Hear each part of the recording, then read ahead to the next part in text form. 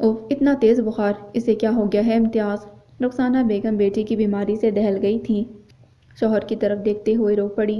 ओफ़ो रुखसाना, मौसमी बुखार है और बस, वायरल इन्फेक्शन का नतीजा है ये सब। यूँ भी पापा की बीमारी का उसने असर लिया है, थकान की वजह से भी तो हो जाता है ऐसा। बुखार में तपती सबीहा के सिरहाने बैठे बीवी को तसल्ली दे रहे थे, मगर वो माँ थी, किसी तौर करार नहीं आ रहा था। मगर ऐसा भी क्या इन्फेक्शन के 3 दिन से उसने तकिए से सर नहीं उठाया। आप किसी दूसरे डॉक्टर से कंसल्ट क्यों नहीं करते? मुझे तो लगता है इस डॉक्टर की मेडिसिन ही सबीहा को मुवाफिक नहीं। रज़िया चची ने तफक्कुर से कहा तो इम्तियाज़ साहब ने उसका माथा छुआ, जो बुरी तरह जल रहा था। कमरे में तकरीबन सभी मौजूद थे।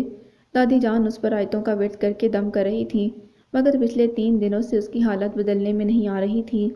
नईम से कहकर किसी डॉक्टर को बुलवाएं, वो दूसरी दवा दे, शायद आराम आ जाए। रुखसाना बेगम को किसी तौर सुकून नहीं था। पिछले कई दिनों से वो बहुत अपसेट महसूस नज़र आ रही थी। सबका ख्याल था कि दाजान की अलालत का असर है, मगर धीरे धीरे वो बिस्तर से ही लगती चली गई। जलती झुलसती सोचों ने बुखार की शक्ल इख्तियार कर डाली थी। ज़ुहा को उसके दुख का अंदाज़ा था, मगर कहने का मकाम न था, न गुंजाइश। उस फरहाद के साथ रोज़ाना इधर चली आती थी। अली विला भी तकरीबन रोज़ाना जाना होता था। फरहाद समर बेगम के तेवरों को सख्ती से नज़रअंदाज किए ज़ुहा को दाजान के पास छोड़ जाता। वापसी में इधर से भी गुजरना होता। दाजान की तरफ काम तो कुछ करना नहीं होता था, बस उनको कंपनी देती तो वो खुश हो जाते। डॉक्टर्स ने उन्हें ज़हनी सुकून का मशवरा दिया था, और फरहाद जानता था कि उनका सबसे बड़ा दुख तन्हाई है। इतनी ढेर सारी औलाद और उनकी भी औलाद होने के बावजूद वो तन्हा थे, बिल्कुल तन्हा। सो फरहाद उसे वहाँ छोड़ जाता। सबीहा की तबीयत खुद ख़राब थी, वगरना उसे ज़ुहा को यूँ समर बेगम की मंशा के बगैर वहाँ भेजना ना पड़ता, मगर अब मजबूरी थी। ताहम ज़ुहा का दिल पत्ते की तरह कांपता था। उसे समर बेगम के दिन ब दिन बदलते हुए तेवर खौफजदा किए दे रहे थे। मामा को हमारा ये रूटीन पसंद नहीं है फरहाद, आप उनसे इजाज़त ले लें तो बेहतर होगा। उस रोज़ उसने वापसी पर समर बेगम की इंतहाई सर्द नज़रें अपने अंदर उतरती महसूस की, तो दूसरी सुबह फरहाद से कह ही डाला, प्लीज़ ज़ुहा, मुझसे इस तरह की बात मत किया करो। मैं कोई स्कूल गोइंग बच्चा नहीं कि हर बात के लिए मामा से इजाज़त लूँ। यूँ भी जब सारी ज़िंदगी उन्हें मेरी फ़िक्र नहीं रही तो अब क्या होगी। छुट्टी का दिन था। वो अखबार समेट कर बैठते हुए संजीदगी से बोला, ऐसी बात नहीं, वो तो आपको बहुत चाहती हैं, आखिर माँ हैं वो आपकी। तुम मुझसे ज़्यादा नहीं जानती हो उन्हें ज़ुहा, बहुत साथ रहा है मेरा उनका। दरहकीकत तो मुझे दादी और दादा जान ने पाला है। मामा ने तो सिर्फ जन्म दिया था, और जब वो पापा को लेकर अलग हो गई तो मुझे दादी को याद करने की बादाश में उनके पास छोड़ आई। वक्त गुजरता गया, और जब मैं बिल्कुल ही इस माहौल में रच बस गया तो वो मुझे दोबारा छीन लाई। दरहकीकत उन्हें मोहब्बत करने का नहीं, हुक्म चलाने का चस्का है। अभी अभी मुझे रोक टोक करने से उनका भी यही मकसद है कि हम उनकी रियाया की तरह एक एक कदम उनसे पूछकर इजाज़त लेकर उठाएं, मगर अब ऐसा होना मुमकिन नहीं ज़ोहा। समर बेगम के तेवर तो यूं उसकी नज़र से मख्फी नहीं थे, मगर कल रात जब पापा ने भी उसे उनके कहने पर समझाया तो वो बहुत बिफर गया था। मगर वालदैन का हक तो पहला होता है ना। बहादुरी से जीना सीखो ज़ुहा, जो हक के रास्ते पर हों उन्हें ऐसी छोटी मोटी बातों की परवाह नहीं करनी चाहिए। एक बीमार की इयादत तुम्हारा मेरा मजहबी फरीज़ा है। यूँ भी मैं चाहता हूँ कि जब तक ताजान मुकम्मल सेहतयाब नहीं हो जाते और तुम अली विला शिफ्ट मैं और तुम अली विला शिफ्ट हो जाएं और वहीं रहें। मगर आंटी, ज़ोहा सटपटा गई, तुम और मैं कहाँ रहेंगे इसका फ़ैसला मैं और तुम करेंगे, मामा नहीं। लेकिन कोई लेकिन वेकिन नहीं, मैं इस बारे में पापा से बात करने वाला हूँ, तुम भी माइंड मेकअप कर लो। फरहाद ने फैसला कुन लहजे में कहा, तो ज़ोहा बेबसी से उसे देखती रह गई। इस अटैक ने तकरीबन जान ही निकाल ली थी यावर साहब की। चेहरे पर कई गुना ज़्यादा जर्दी खुन गई थी। उन्हें तकरीबन होश आ चुका था, मगर नकाहत और कमज़ोरी इस दर्जा थी कि आंखें नहीं खुल रही थीं। इज़त ऑफिस से सीधा इस तरफ आया था। गो के बाबा के कहने के मुताबिक वो सफीना लौट जाना चाहता था, मगर नरमीन के फ़ोन ने उसे सब कुछ भुलाकर इधर आने पर मजबूर कर दिया। उसका आंसुओं में भीगा लहजा बाबा की ताकीद को फरामोश करा गया। डॉक्टर्स की हिदायत के मुताबिक यावर साहब बिल्कुल ठीक थे, ताहम अब भी उन्हें जहनी तनाव और परेशानियों से दूर रखने की कड़ी ताकीद की गई थी। आईसीयू में वो सब एक एक करके अंदर गए थे, उनका हाथ थामे बिना कुछ कहे, बस खामोश आंसू बहाकर लौट आए थे। ताहम जब नरमीन अंदर जाने लगी तो ज़हरा बेगम ने उसे बेसाख्ता इज़्ज़त की तरफ देखा। ایک سیکنڈ کے لیے اس کے لب ہچ گئے، مگر جانے کیا سوچ کر اس نے قدم بڑھا دیے تھے۔ نرمین نے اسے ساتھ آتے دیکھا تو بے تحاشا حیران نظریں اس پر ٹکا دیں تو وہ اپنے مخصوص دوستانہ انداز میں مسکرا دیا۔ اندر چلیں، ہمیں ساتھ دیکھ کر شاید انکل بہتر محسوس کریں۔ نرمین نے متشکر نظروں سے اسے دیکھا اور آگے قدم بڑھا دیے۔ آبی آئی سی یو میں داخل ہوتے ہی ہونٹ کاٹتے ہوئے ایک سسکی ان کے لبوں سے نکلی۔ شیخ یاور کی مدی ہوئی آنکھوں میں ایک لگ جنبش ہوئی اور آنکھوں نے ذرا سی آنکھ کھول کر ان کی طرف دیکھا۔ دھندلے دھندلے سے خاکے تھے نرمین اور عزت کے، جو ان کے دائیں بائیں آگے پیچھے کھڑے تھے۔ کسی گہرے احساس کے طفیل انہوں نے ایک طویل سانس خارج کر کے دوبارہ آنکھیں مون لی تھیں۔ نرمین کا جیسے سانس سینے میں اٹک گیا تھا۔ پلیز آبی دیکھیے مجھے، میں بالکل ٹھیک ہوں، خوش ہوں، آپ کی ہر خواہش ہر فیصلہ منظور ہے مجھے، مگر پلیز آبی ایسے نہ کریں۔ ان کا ہاتھ زور سے دباتے وہ بے قراری سے کہہ رہی تھی، نرمین پلیز اس طرح انکل کو ڈسٹرب نہ کریں۔ عزت نے بے ساختہ سخت لہجے میں کہہ کر اسے باہر آنے کا اشارہ کیا تو وہ ڈبڈباتی آنکھوں سے انہیں دیکھتی باہر نکل آئی، مگر سامنے کھڑی زہرا بیگم کے سینے سے لگی تو آنسوؤں میں روانی آ گئی۔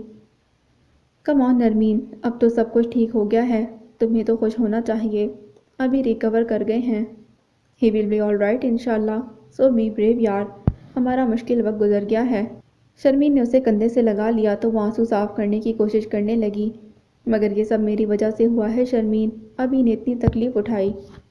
نہیں، یہ غلط سوچ ہے آپ کی، ابھی کی قسمت میں یہ سب لکھا تھا۔ سمیر بھی اس کے کندھے پر ہاتھ رکھ کے کھڑا تھا۔ نرمین نے بے ساختہ اس کی طرف دیکھا تو عزت نے اس بات میں سر ہلا دیا۔ سمیر بالکل ٹھیک کہہ رہا ہے، جو کچھ قسمت میں لکھا ہے انسان کو فیس کرنا ہی پڑتا ہے۔ ہر شخص اپنی جگہ مجبور ہے نرمین، آپ بھی، میں بھی اور دوسرے بھی۔ اس کی آنکھوں میں جھانکتا احساس جرم عزت کو سب کہنے پر مجبور کر گیا۔ جملے کا آخری حصہ بہت کچھ جتاتا ہوا تھا، اس کے دل پر سے کچھ بوجھ کم ہوا۔ کم از کم عزت تو اسے خطاوار نہیں سمجھتا تھا نا، بس اس کے لیے کافی تھا۔ مگر سبیحہ، بس بیٹا، اللہ تعالیٰ اپنے بندوں کی آزمائش کرتا ہے، آہستہ آہستہ سب ٹھیک ہو جائے گا۔ وقت بڑا مرہم ہے، تمہارے آبی بھی حقیقتوں اور حالات کو فیس کرنے کے لیے جلد ہی قابل ہو جائیں گے۔ تم دل چھوٹا مت کرو، نہ ہی خود کو مجرم گردانو، تم تو میری سب سے پیاری، سب سے عظیم بیٹی ہو، جس نے اپنے آبی کے لیے اتنی بڑی قربانی دی ہے۔ زہرا بیگم کے ممتا بھرے لمس اور تسلی بھرے الفاظ نے جیسے کوئی جادو کیا تھا اس پر۔ آنسو دھیرے دھیرے خشک ہوتے چلے گئے۔ تھینک گاڈ عزت بھائی، آپ مل گئے، سچ 2 گھنٹے سے فون کر کے تھک گئی تھی میں۔ زحا کی آواز میں جہاں تشکر تھا وہیں قدر تفکر بھی تھا۔ عزت اس غیر متوقع کال پر حیران سا رہ گیا۔ زحا، آپ خیر تو ہے؟ پتہ نہیں خیر ہے کہ نہیں، بہرحال آپ سے مجھے کچھ بات کرنی ہے، وقت ہے آپ کے پاس؟ عجیب سے لہجے میں کہتے وہ سنجیدہ ہو گئی تو عزت پریشان ہو اٹھا۔ آف کورس، پلیز کہیں کیا بات ہے، سبیحہ تو ٹھیک ہے نا؟ اتنی شدت اور اتنی تشویش تھی اس کے لہجے میں، زحا لمحے بھر کے لیے چپ سی ہو گئی۔ سبیحہ کے تمام شکوک اس لمحے بالکل باطل لگے اسے، بھلا ایک شخص جو اتنا متردد تھا اس کے لیے اس کے ساتھ دھوکہ کیسے کر سکتا تھا؟ نو وے، اس نے سوچا اور پھر سر جھٹک کر بولی، ان فیکٹ عزت بھائی، سبیحہ کافی دنوں سے بیمار ہے۔ کیا واقعی؟ ایک دم احساس جرم نے اسے گھیر لیا، بے قراری سے پوچھا، کیا ہوا ہے اسے، اب کیسی ہے وہ؟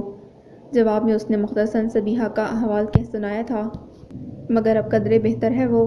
آپ کو میں نے اسی لیے فون کیا کہ کہیں آپ بعد میں شکوہ کریں کہ آپ کو بتایا نہیں گیا۔ ویسے بھی محترمہ آپ کی مریضہ ہیں، لہٰذا مجھے تو 100% یقین ہے کہ اسے صرف آپ کی ہی چارہ سازی کی ضرورت ہے، ورنہ اب تک 10 ڈاکٹرز کو دکھا چکے ہیں، کسی کی دوا اثر کر رہی ہے نہ ہماری دعا۔ عزت کی تشویش اور فکر مندی نے اس کے ذہن سے آدھا بوجھ کم کر دیا تھا، لہٰذا بے ساختہ شوخی میں بہت کچھ کہہ گئی تھی، جبکہ دوسری طرف عزت بہت اپسیٹ ہو گیا تھا۔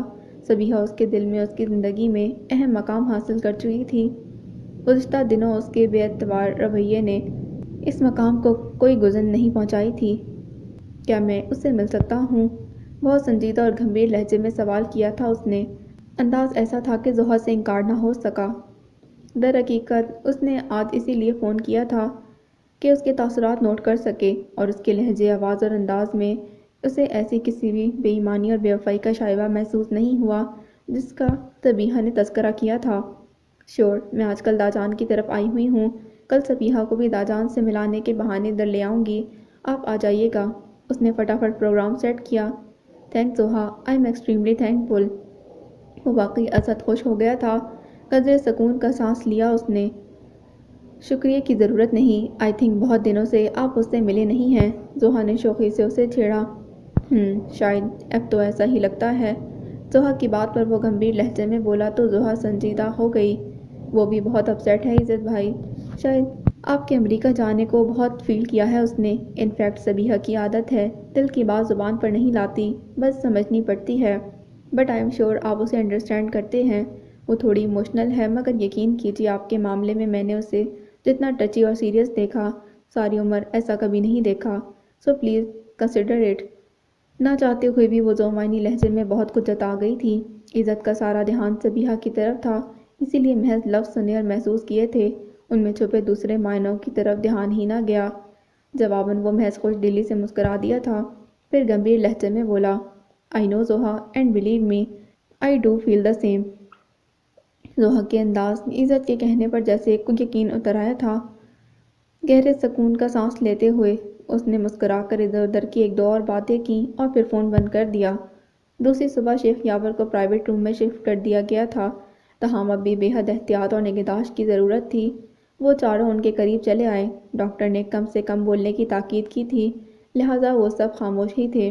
گھر والوں کے علاوہ اس وقت کوئی بھی موجود نہ تھا، سو یاور صاحب نے بامشکل خود کو بولنے پر اکسایا۔ پچھلے 2 دن ارد گرد موجود ڈاکٹرز اور نرسز کی وجہ سے وہ بالکل خاموش رہے تھے، مگر اب کچھ کہنے کو دل چاہ رہا تھا۔ زہرا، بڑی نحیف اور نزار آواز میں پکارا تھا زہرا بیگم کو۔ وہ فوراً متوجہ ہوئیں۔ جی یاور، میں ہوں یہاں، کہیے کیا بات ہے؟ ان کا ہاتھ اپنے ہاتھ میں لیے وہ خود کو سنبھالتے ہوئے پوچھ رہی تھی۔ نرمین ٹھیک ہے نا بالکل؟ گہری سانس بھرتے وہ بول رہے تھے۔ کتنی فکر تھی انہیں اس کی۔ ہاں بالکل ٹھیک ہے، آپ کے سامنے بیٹھی ہے۔ اس کا خیال رکھنا، میں اسے روتا ہوا نہیں دیکھ سکتا۔ لفظ بہت ٹوٹ کر ان کے لبوں سے نکلے تھے۔ زہرا بیگم نے بے تحاشا گھبرا کر نرمین کی طرف دیکھا تو وہ آگے بڑھ آئی، کانپتے ہاتھوں سے ان کا شانہ چھوا۔ آپی، میں بالکل ٹھیک ہوں، بلیو می۔ گلے میں کوئی پھندا سا اٹک رہا تھا، مگر اس نے خود کو کمپوز کر رکھا تھا۔ عزت کی نصیحت اسے یاد تھی، اسے ان کے سامنے خود کو مضبوط ظاہر کرنا تھا۔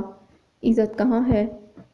ذرا کی ذرا انہوں نے اسے آنکھیں کھول کر دیکھا اور پھر مطمئن ہو کر سر ہلاتے ہوئے سوال کر ڈالا تو اس نے اپنے لہجے پر قابو پا کر کہا، اپنے گھر یا اپنے آفس میں ہوں گے، مگر بس اب آپ زیادہ باتیں مت کریں، سب ٹھیک ہو جائے گا ابھی، آپ خود کو سنبھالیں، آپ ہیں تو سب کچھ ہے۔ باوجود ضبط کے آنسو اس کے اختیار سے باہر ہو گئے تھے۔ ان کے کندھے پر سر ٹکا کر اس نے گلوگیر لہجے میں کہا تو وہ تینوں بھی اشکبار ہو گئے، مگر اس کی آواز کا زیر و بم محسوس کر کے یاور صاحب نے خود میں ایک طاقت اترتی محسوس کی تھی۔ ان کی اولاد اور بیوی کو ان کی ضرورت تھی، ان کی خاطر وہ مہینوں سے پریشان تھے، حتیٰ کہ نرمین اور عزت نے تو ان کی خاطر خود کو داؤ پر لگا دیا تھا، خصوصاً عزت جس نے اس نازک وقت میں ان کی زندگی کی خاطر بہت بڑا قدم اٹھایا تھا۔ بہت سے لوگ انہیں چاہتے تھے، ان کی زندگی کی خاطر خود کو اپنی سانسوں تک کو گروی رکھ سکتے تھے۔ یہ احساس زندگی کی حرارت بن کر ان کے اندر دوڑنے لگا تھا۔ اس بیماری نے انہیں یہ باور کروا دیا تھا کہ ان کی زندگی اور ان کی محبت اور توجہ ان کے اہل خانہ کے لیے کتنی ضروری ہے، جو ان کے غلط فیصلوں تک کو نبھانے کے لیے تیار تھے، مگر ایک غلط فیصلہ انہیں زندگی کی بازی نہیں ہارنے دے گا۔ انہوں نے جیسے عزم و صمم کر لیا تھا۔ نرمین کے گھنے بالوں والے سر پر ان کا مرتعش ہاتھ آ رکا تو اس کے آنسو بھی تھمنے لگے۔ خوش رہو، اللہ تمہیں زندگی کے سارے سکھ دکھائے۔ اندر آ سکتا ہوں؟ دروازے پر ہلکی سی دستک دی تھی۔ نرمین نے دعا کے بعد چہرے پر ہاتھ پھیر کر بے ساختہ نظر اٹھائی۔ سامان گردیزی بلیک شلوار سوٹ میں فروٹس کا شاپر اٹھائے کمرے کی دہلیز میں کھڑا تھا۔ دراز قد، سحر انگیز وجود یکدم اس کی نگاہوں کا مرکز بن گیا تھا۔ آپ؟ وہ متحیر سی اٹھ کھڑی ہوئی تھی۔ جی میں۔ مبہم سی مسکراہٹ سامان گردیزی کی براؤن آنکھوں میں چمک بن کر ابھری تھی۔ اس کی پروقار نظروں میں بہت کچھ تھا۔ نرمین کے ہاتھ مسلح طے کرتے لرزنے لگے تھے۔ ابھی پر نظر ڈالی، وہ بہت گہری نیند سو رہے تھے۔ ابھی ذرا دیر پہلے ہی تو شرمین اور زہرا بیگم کو سمیت گھر لے کر گیا تھا۔ وہ صبح جا کر ناشتہ اور کھانا بنا لائی تھیں، لہٰذا دوپہر میں ان دونوں کو زبردستی بھیجا تھا گھر۔ کئی دنوں کے بعد آج دل اور ذہن کچھ مطمئن تھا۔ پلیز اندر آئیے۔ نیچی نظریں کیے وہ نماز کے لیے مخصوص انداز میں گلابی چادر لپیٹے بہت اچھی لگ رہی تھی۔ سامان کے قدم بڑے 90 تلے انداز میں اٹھے تھے۔ اور جب اس تک آ کر رکے تو اس نے دھڑکتے دل کے ساتھ نظر اٹھائی تھی۔ سامان نے فروٹس کا شاپر ہاتھ بڑھا کر اس کی دائیں جانب میز پر رکھا، پھر اس کی طرف دیکھتے ہوئے بولا تھا، کچھ دعائیں بہت جلد مستجاب ہو جاتی ہیں۔ آج میں نے اگر کچھ اور مانگا ہوتا تو شاید وہ بھی مل جاتا مجھے۔ بظاہر وہ اس سے ہی مخاطب تھا، مگر انداز خود کلامی والا تھا۔ نرمین کے چہرے پر سرخی چھانے لگی۔ عزت کے متعلق جب بھی اسے آبی کو حقیقت کا پتہ چلا تھا، وہ بہت مطمئن ہو گئی تھی۔ بس ان کی طبیعت کی ناسازی نے جان ہلا کر رکھ دی تھی، سو ان کے قدرے نارمل ہو جانے سے وہ پرسکون تھی۔ شاید اسی لیے آج سامان کی آمد نے اسے اس کیفیت سے دوچار کیا تھا جو اولین دنوں میں سامان کی کولیگ کی حیثیت سے اس کے ساتھ کام کرتے ہوئے اسے اپنے حصار میں لے لیا کرتی تھی۔ بہت دنوں بعد وہ جیسے خود سے ملی تھی، چہرہ اندرونی جذبات کا عکاس بنا ہوا تھا۔ سامان نے بے حد دلچسپی سے اسے دیکھا۔ اس نے جواباً کچھ کہا تھا نہ پوچھا تھا، غالباً اندازہ تھا کہ وہ کیا کہہ رہا ہے۔ جب میں یہاں آ رہا تھا تو جانے کیوں دل چاہا صرف آپ سے ملاقات ہو، اور دیکھیں یہ کیا اتفاق ہوا کہ یہاں سوائے آپ کے کوئی نہیں۔ اس کے چہرے پر چھائے گلال نے سامان کے کئی اندیشے گہری نیند سلا دیے تھے، سو وہ بہت گہرے اور مسرور انداز میں بول رہا تھا۔ وہ کیا جواب دیتی؟ سامنے کرسی کی طرف اشارہ کیا۔ آپ بیٹھیے پلیز۔ اب کیسے ہیں انکل؟ ایک فضول خیز مسکراہٹ لبوں پر لاتے وہ بیٹھ گیا تھا۔ بیٹھتے ہی سوال کر ڈالا، اب بہت بہتر ہیں، بس ویکنس بہت زیادہ ہے آج کل۔ سوئے ہوئے یاور صاحب کی طرف بہت تفکر سے دیکھتے اس نے بتایا تھا، بالکل ٹھیک ہو جائیں گے۔ جن کی آپ جیسی بیٹیاں ہوتی ہیں، اللہ تعالیٰ ان پر ہمیشہ رحم فرماتا ہے۔ ٹھہرا ہوا لہجہ، ٹھہرا ہوا انداز تھا۔ نرمین نے سوالیہ نظروں سے اسے دیکھا۔ مطلب جتنی شدت سے آپ ان کے لیے دعا مانگ رہی تھیں، مجھے یقین ہے وہ ٹھیک ہو جائیں گے، بلکہ انہیں صحت مند ہونا ہی پڑے گا۔ معنی خیزی سے کہتے اس نے کرسی کی بیک سے کمر ٹکا دی تو وہ بھی مبہم سا مسکرا دی۔ اینی وے اب یہ بتائیں آپ کیسی ہیں؟ وہی لہجہ جو اس کی ہتھیلیاں پسینے سے بھگو دیتا تھا، آج پھر اسے اسیر کر رہا تھا۔ ٹھیک ہوں الحمدللہ، شکر ہے خدا کا۔ پر جس طرح جواب آیا، اس کا سر جھک گیا۔ کچھ دیر بولتی ہوئی خاموشی ان کے درمیان گونجتی رہی، جسے سامان کی بھاری آواز نے توڑا۔ کچھ میرے متعلق نہیں پوچھیں گی؟ وہ کہہ رہا تھا۔ نرمین پر جیسے گھڑوں پانی پڑ گیا، نادم نادم سا سر اٹھایا۔ آئی ایم سوری، کیسے ہیں انکل آنٹی اور سیفی؟ ابھی بھی اس کا ذکر گول کر گئی تھی وہ۔ سامان بلا ارادہ مسکرا دیا، جس پر وہ بری طرح جھیپ گئی۔ سب ٹھیک ہیں، اور اب تو میں بھی ہوں۔ قدرے رک کر بڑے جتانے والے انداز میں کہا تھا۔ وہ سٹپٹانے لگی تو اٹھ کھڑی ہوئی اور سائڈ ٹیبل پر رکھے فلاسک سے چائے نکالنے کے خیال سے مڑ گئی اور حتی الامکان اپنی گھبراہٹ پر قابو پانے کی کوشش کی۔ شکر کتنی؟ 2 چمچ۔ آپ کی یادداشت اچھی ہے، آئی ایم شیور آئندہ کے لیے یاد رہے گا۔ وہ بہت نروس کر دینے والی نظروں سے اسے دیکھ رہا تھا۔ وہ کنفیوز ہو کر مڑی تو بالکل بے احسان تھی۔ بقیہ کسر سامان نے ایک دم کھڑے ہو کر پوری کر دی تھی۔ وہ سٹپٹائی اور چائے کا مگ گر کر ایک چھناکے سے ٹوٹ گیا۔ اوہ! اس کا دل اچھل کر حلق میں آ گیا تھا۔ دونوں نے گھبرا کر یاور صاحب کو دیکھا، مگر وہ دواؤں کے زیر اثر ذرا سا کسمسا کر دوبارہ سو گئے تھے۔ سامان نے اس کی وحشت زدہ وجود پر نظر ڈالی تو بے ساختہ ہنس دیا۔ آپ بہت جلد نروس ہو جاتی ہیں۔ میری یادداشت بھی اچھی ہے، آئندہ یاد رکھوں گا۔ انکل جاگیں تو میرا سلام کہیے گا، پھر آؤں گا۔ اپنا بہت خیال رکھے، کیونکہ یہ میرے لیے بہت ضروری ہے۔ وہ فسوں خیز لہجے میں کہتا رخصت ہوا تو وہ منتشر دھڑکنوں کو سنبھالتی رہ گئی۔ داجان کے ہاں آنے کی اس میں بالکل ہمت نہیں تھی۔ نعیم بھائی نے کوئی تیسرا ڈاکٹر کنسلٹ کیا تھا، مگر بخار تھا کہ اترتا ہی نہیں تھا، بس کم زیادہ ہوتا رہتا۔ گھر میں سب اس کے لیے حد درجے پریشان تھے، مگر جب زوہا نے بتایا کہ وہ اسے دیکھنے کی خواہش رکھتے ہیں تو وہ خود کو سنبھالتی بمشکل امی اور دادی جان سے اجازت مانگ کر زوہا کے ساتھ علی ولا چلی آئی۔ مگر داجان کو دیکھا تو جیسے ہل ہی گئی، چند دنوں میں کتنے کمزور ہو گئے تھے وہ۔ دوسری طرف بھی یہی حال تھا، اتنا زرد اور نکاہت بھرا تو وہ کبھی نہیں رہا اس کا وجود۔ بچپن سے ہی خاصی صحت مند تھی، مگر اس بخار نے تو جیسے اسے نچوڑ ہی ڈالا تھا، وہ کہے بنا نہ رہ سکے۔ کیا بات ہے صبیحہ، کیا سفینہ لاج میں کھانے کو نہیں ملتا تمہیں؟ کتنے پریشان اور فکر مند تھے وہ۔ ایک لمحے کو لگا کہ واقعی وہ بہت بیمار ہو گئی ہے۔ سفینہ لاج میں بھی ہر کوئی ٹوکے جا رہا تھا، اور یہاں بھی خان بابا کے بعد داجان ایک جیسے جھٹکے سے دوچار ہوئے تھے۔ کم آن داجان، آپ دادی جان پر الزام لگا رہے ہیں۔ اپنے آپ کو سنبھالنے اور آنسو چھپانے کا اس نے گر سیکھ لیا تھا۔ پھیکی سی مسکراہٹ کے ساتھ بولی تو ہلکے سے ہنس دیے۔ پھر اسے چھیڑنے کی غرض سے بولے، ہاں تو اس میں غلط کیا ہے؟ تمہاری دادی ہمیشہ کی کنجوس ہیں، محبت کے معاملے تک میں ان کا یہی وتیرہ رہا ہے شروع سے۔ نہیں داجان۔ ان کے شوخ فکرے اور بدلت سنجی پر وہ یکدم سنجیدہ ہو گئی تھی، ایک جھٹکے سے سر اٹھا کر ان کی طرف دیکھتے ہوئے۔ اس کے چہرے پر گہری سوچ اور دکھ اتر آیا تھا۔ دادی جان، یا کوئی بھی عورت محبت کے معاملے میں کنجوس نہیں ہوتی، وہ محبت کرتی ہے تو ٹوٹ کر اور نفرت کرتی ہے تو کوئی گنجائش نہیں رکھتی۔ اس کے انداز میں کچھ ایسا تھا کہ سوپ کا باؤل تھامے کمرے میں داخل ہوتی زوہا وہیں ٹھٹک گئی تھی، اور داجان نے اسے بہت حیرت سے دیکھا تھا۔ اس کے جذبے میں شدت ہوتی ہے، مگر اپنی خودداری اور عزت نفس کے لیے وہ اپنی محبت کا گلا گھونٹ دیتی ہے، مگر ایسا کرنا اس کے وقار، اس کے نسوانی پندار کا تقاضا تو ہو سکتا ہے، لیکن اس کی خواہش یا خوشی نہیں۔ بنا بتائے نمی اس کی پلکوں سے اٹکے ہوئے رخساروں پر پھیلنے لگی تھی۔ سبیہا میری گڑیا، داجان نے یکدم کسی احساس سے گھر کر اسے سینے سے لگا لیا۔ I know it my child, I believe it۔ ان کے الفاظ اور کمرے کے ماحول نے زوہا کو بھی یکدم ملول اور آزردہ کر دیا تھا۔ سبیہا اس کے دل سے بہت نزدیک تھی، اسے رنجیدہ دیکھ کر جیسے اس کا دل بھی شکستگی سے دوچار تھا۔ کتنی ہی دیر اس کی سسکیاں گونجتی رہیں تو زوہا گہری سانس بھر کر آگے بڑھی۔ کم آن سبیہا، داجان کے لیے سٹریس ٹھیک نہیں، انہیں پریشان مت کرو۔ بہت آہستگی سے اسے سمجھایا تھا۔ سبیہا نادم سی ہو کر خود کو سنبھالنے لگی، اور یوں ذرا دیر بعد کمرے میں قدرے بہتر ماحول تھا۔ زوہا نے گھڑی دیکھی، عزت آنے والا تھا، سو اسے لے کر لان میں آ گئی تھی۔ یوں بھی داجان کی نیند کا وقت ہو گیا تھا۔ پھر اسے زیادہ دیر انتظار نہیں کرنا پڑا تھا۔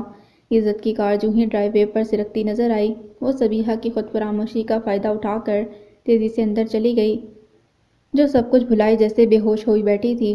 چونکی اس وقت جب کرسی کے دونوں سہاروں پر ہاتھ رکھ کر جھکتے عزت ہمدانی نے اس کے فرار کی ساری راہیں مسدود کر دی تھیں۔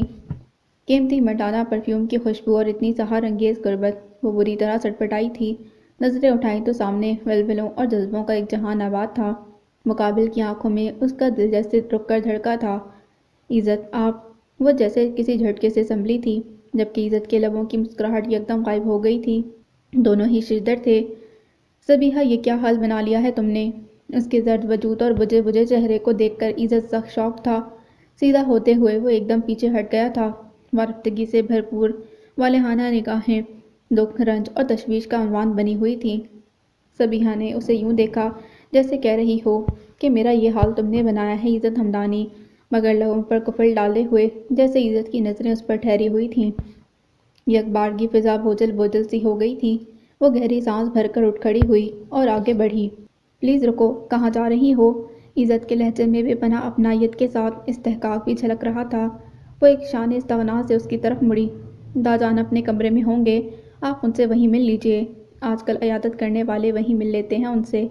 کھرا سپاٹ اور قطعی انجان لہجہ تھا اس کا۔ عزت نے گہری سنجیدہ نظروں سے اس کی آنکھوں میں دیکھا جہاں ویرانی خیمہ زن تھی۔ شدید تعصب اس کے اندر کچھ کھو دینے کا ادراک بن کر اترا تھا۔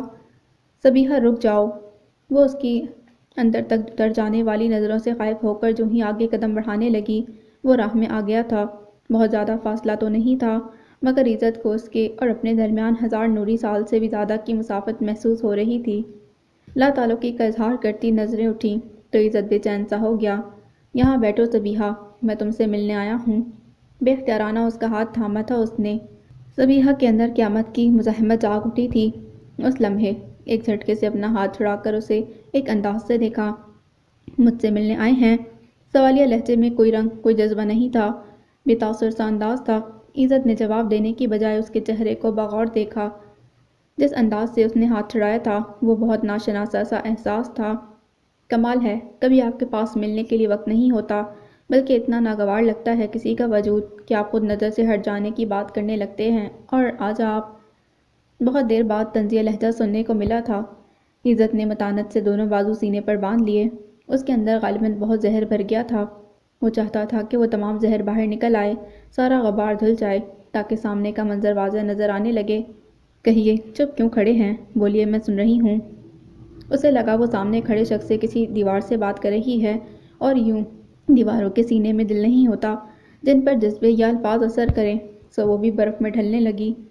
تم سن ہی تو نہیں رہی ہو سبیہا، نہ محسوس کر رہی ہو۔ عزت نے بامشکل خود کو بولنے پر راضی کیا تھا، ورنہ دل تو یہی چاہ رہا تھا کہ اسے جھنجھوڑ کر رکھ دے، یہ غیرت بھرا انداز، یہ لاتعلقی کا اظہار کرتی نگاہیں اور یہ زہر میں بجھے تیر صرف فکرے اسے جھلسا رہے تھے۔ گمبھیر لہجے میں کہتے ہوئے اس نے اپنی مقناطیسی نظروں کو اس کے چہرے پر ٹکا دیا تھا جس کے وجود کو خزاں کی طرح شال نے لپیٹ رکھا تھا۔ شاید آپ ٹھیک کہتے ہیں، میں واقعی محسوس نہیں کر سکی۔ اگر یہ صرف مجھ میں ہوتی تو نوبت یہاں تک آتی ہی کیوں؟ اپنا تمسخر اڑاتی ہوئی لان کی نرم نرم گھاس پر 2 قدم آگے بڑھ گئی تھی۔ ہاں بالکل، اگر تم محسوس کر سکتی کہ میرے دل میں تمہارے لیے کیا ہے تو واقعی نوبت یہاں تک ہرگز نہ آتی، نہ مجھے تمہارے احتسابی کٹہرے میں کھڑا کیا جاتا۔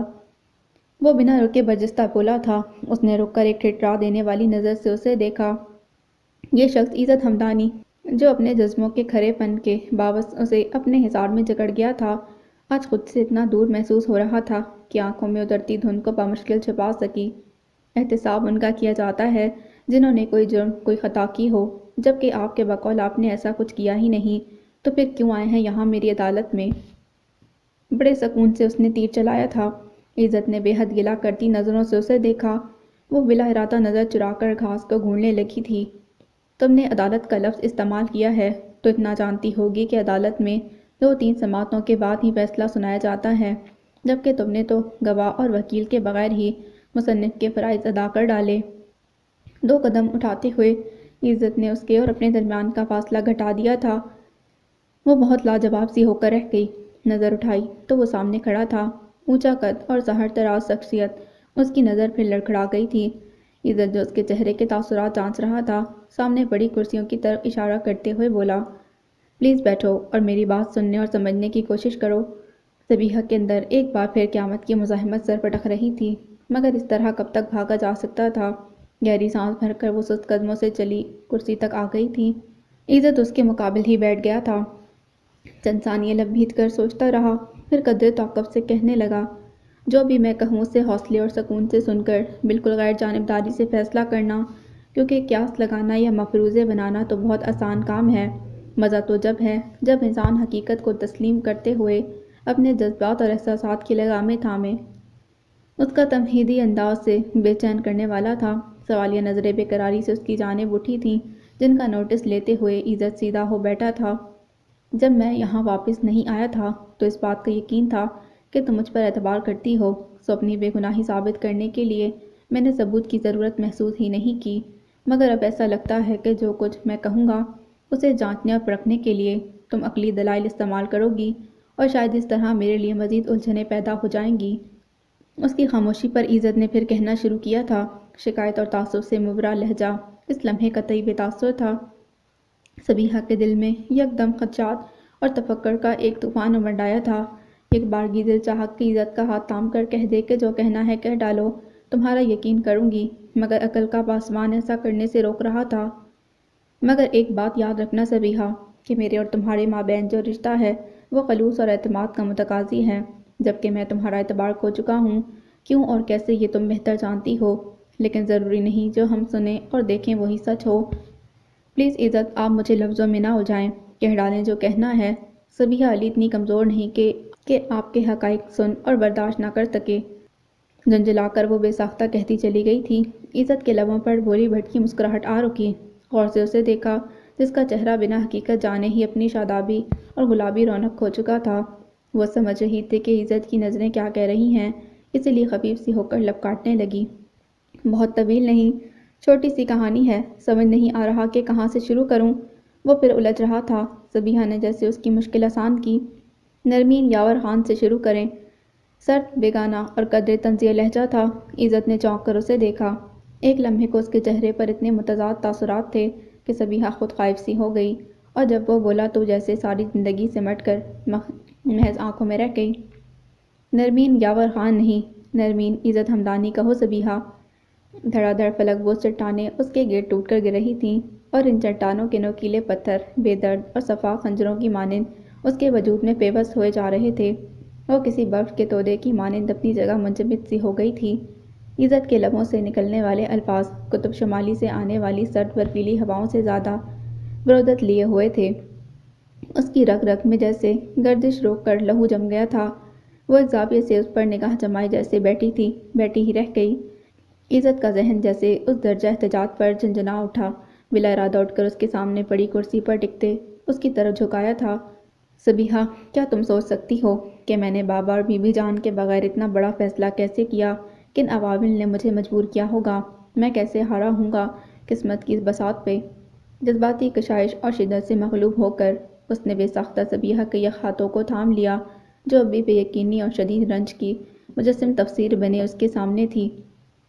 اس نے ہاتھ چھڑانے کے لیے کوئی مزاحمت نہیں کی تھی۔ عزت نے گہرے جذبوں سمیت اس کی طرف دیکھا جس کی آنکھوں کا خالی پن اسے دہلا رہا تھا۔ مجھے اندازہ تھا کہ تم میری بات کا یقین نہیں کرو گی۔ بابا کی تاکید تھی کہ تم سے سب کچھ سچ سچ کہہ ڈالوں، سو میں نے کہہ دیا، مگر اب تمہارا رد عمل مجھے پریشان کر رہا ہے۔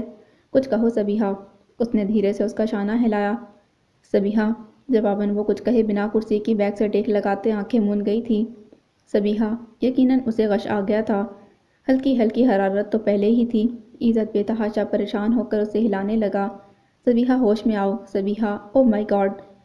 اس کے فراخ سینے میں دھڑکتا دیکھ لمحے کو بالکل ہی ساکت پڑ گیا تھا۔ اسے اپنے دونوں بازوؤں میں اٹھا کر وہ جس وقت اندر داخل ہوا، زوہا لاؤنج میں ٹی وی آن کیے نیٹنگ میں مصروف تھی۔ غیر متوقع صورتحال دیکھ کر اس کی تو جیسے چیخیں نکل گئیں۔ عزت بھائی، کیا ہو گیا ہے اسے؟ سبیحہ، وہ نیٹنگ بھول بھال کر گرفتاری سے اس کی طرف آئی تھی۔ صوفے پر کشن رکھ دیں، اسے وہاں لٹا دوں، وہ کہہ رہا تھا۔ زوہا نے تیزی سے پلٹ کر سامنے گیسٹ روم کھول دیا جہاں آج کل سبیحہ کا قیام تھا۔ یہاں لے آئیں، داجان اٹھے تو اسے دیکھ کر پریشان ہو سکتے ہیں۔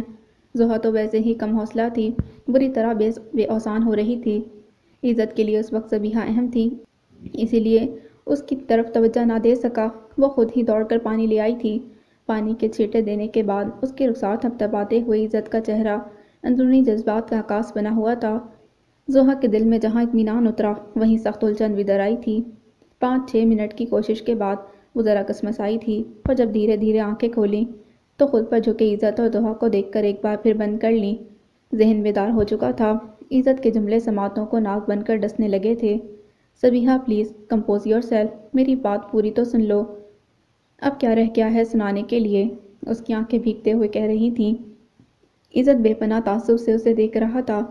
زوہا کو احساس ہوا کہ وہ دونوں اس کی موجودگی میں شاید کچھ نہیں کہہ سکیں گے، سو پریشان دل کو بامشکل سنبھالتی دروازہ بند کر کے باہر نکل گئی۔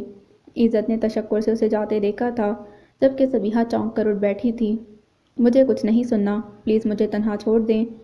میں نے تمہیں تنہا چھوڑنے کے لیے یہ رشتہ استوار نہیں کیا تھا، وہ برجستہ جذبوں سے گندے لہجے میں بولا تو وہ تیخ صرف نظروں سے اسے دیکھنے لگی۔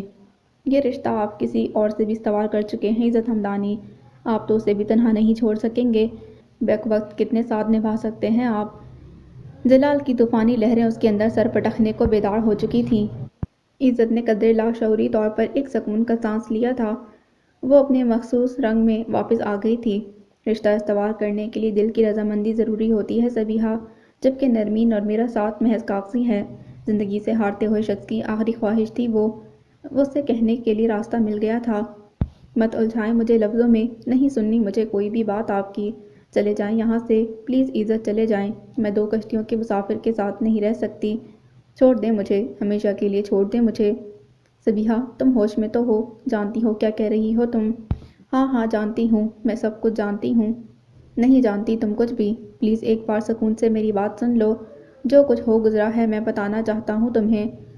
اسے کندھوں سے تھامتے ہوئے عزت نے استدعا کی جیسے یہ نکاح یاور انکل کی جان بچانے کے لیے کرنا پڑا تھا، انہیں تمہارے اور میرے نکاح کے بارے میں علم نہیں تھا سبیحہ، ان کی حالت ایسی تھی کہ میں چاہ کر بھی انکار نہیں کر سکتا تھا، وہ وقت ایسا کڑا تھا میرے بس میں کچھ بھی نہیں رہا تھا، ان کے بہت احسانات ہیں مجھ پر، بابا پر، تو کیا وہ تمام احسانات اتارنے کے لیے آپ کا نرمین کے ساتھ راتیں گزارنا ضروری تھا؟ سبیحہ یکدم تلخ ہو کر طنز سے بولی تھی تو ایک لمحے کے لیے عزت حیرت اور دکھ سے اسے دیکھتا ہی رہ گیا۔ یاور انکل ہمارے نکاح سے بے خبر تھے، مگر آپ اور نرمین تو جانتے تھے نا سب کچھ؟ سبیحہ کا استفسار کڑا تھا۔ پھر آپ کیا کر رہے تھے نرمین کے ساتھ دوسرے اپارٹمنٹ میں؟ شاید نرمین یاور کے روتے سسکتے وجود کو اپنے مضبوط بازوؤں میں تھام کر زیادہ بہتر طور پر دلاسا دیا جا سکتا تھا۔ طنز سے زہریلا ہوتا سبیحہ کا لہجہ عزت کی سماعتوں کو داغ کیا تھا۔ اور اس سب میں نرمین بھی ساتھ تھی آپ کے، جب ہی تو اس روز فون پر میری آواز سن کر بوکھلا گئی تھی، شاید ڈسٹرب کر دیا۔ Shut up! بلا ارادہ ہاتھ اٹھا تھا اس کا اور سبیحہ کے گال پر سرخ نشان بناتا چلا گیا۔ اور وہ جو بہت نفرت اور جلال اور غیظ و غضب سے اپنی سوچ کا اظہار کیے جا رہی تھی، ادھورے جملے کے ساتھ رخسار پر رکھ کے حیرت اور شدت سے اسے کتنے ہی لمحے تکتی رہ گئی تھی۔ کہا تھا نا میں نے کہ میں اپنے کردار پر حرف گیری برداشت نہیں کر سکتا، مگر تم سبیہا، تم محض ایک جذباتی، ضدی اور نادان لڑکی ہو۔ تم خود کو بہت عقل مند سمجھتی ہو، مگر اپنے سامنے بیٹھے شخص کی آنکھوں میں لکھی تحریر نہیں پڑھ سکتی۔ کیا چلو گی تم میرے ساتھ کہ میری راہ کے کانٹے نکالنے کی تمہیں سکت نہیں؟ شکوک کی اینک سے دیکھنے کی وجہ سے ہر منظر تمہیں تشکیک میں مبتلا کر رہا ہے۔ ذرا خود سے، اپنی ذات سے باہر نکل کر دیکھو۔ ہر شخص نفس پرست نہیں، خلوص محبت، احسان نام کی بھی کوئی چیز پائی جاتی ہے یہاں۔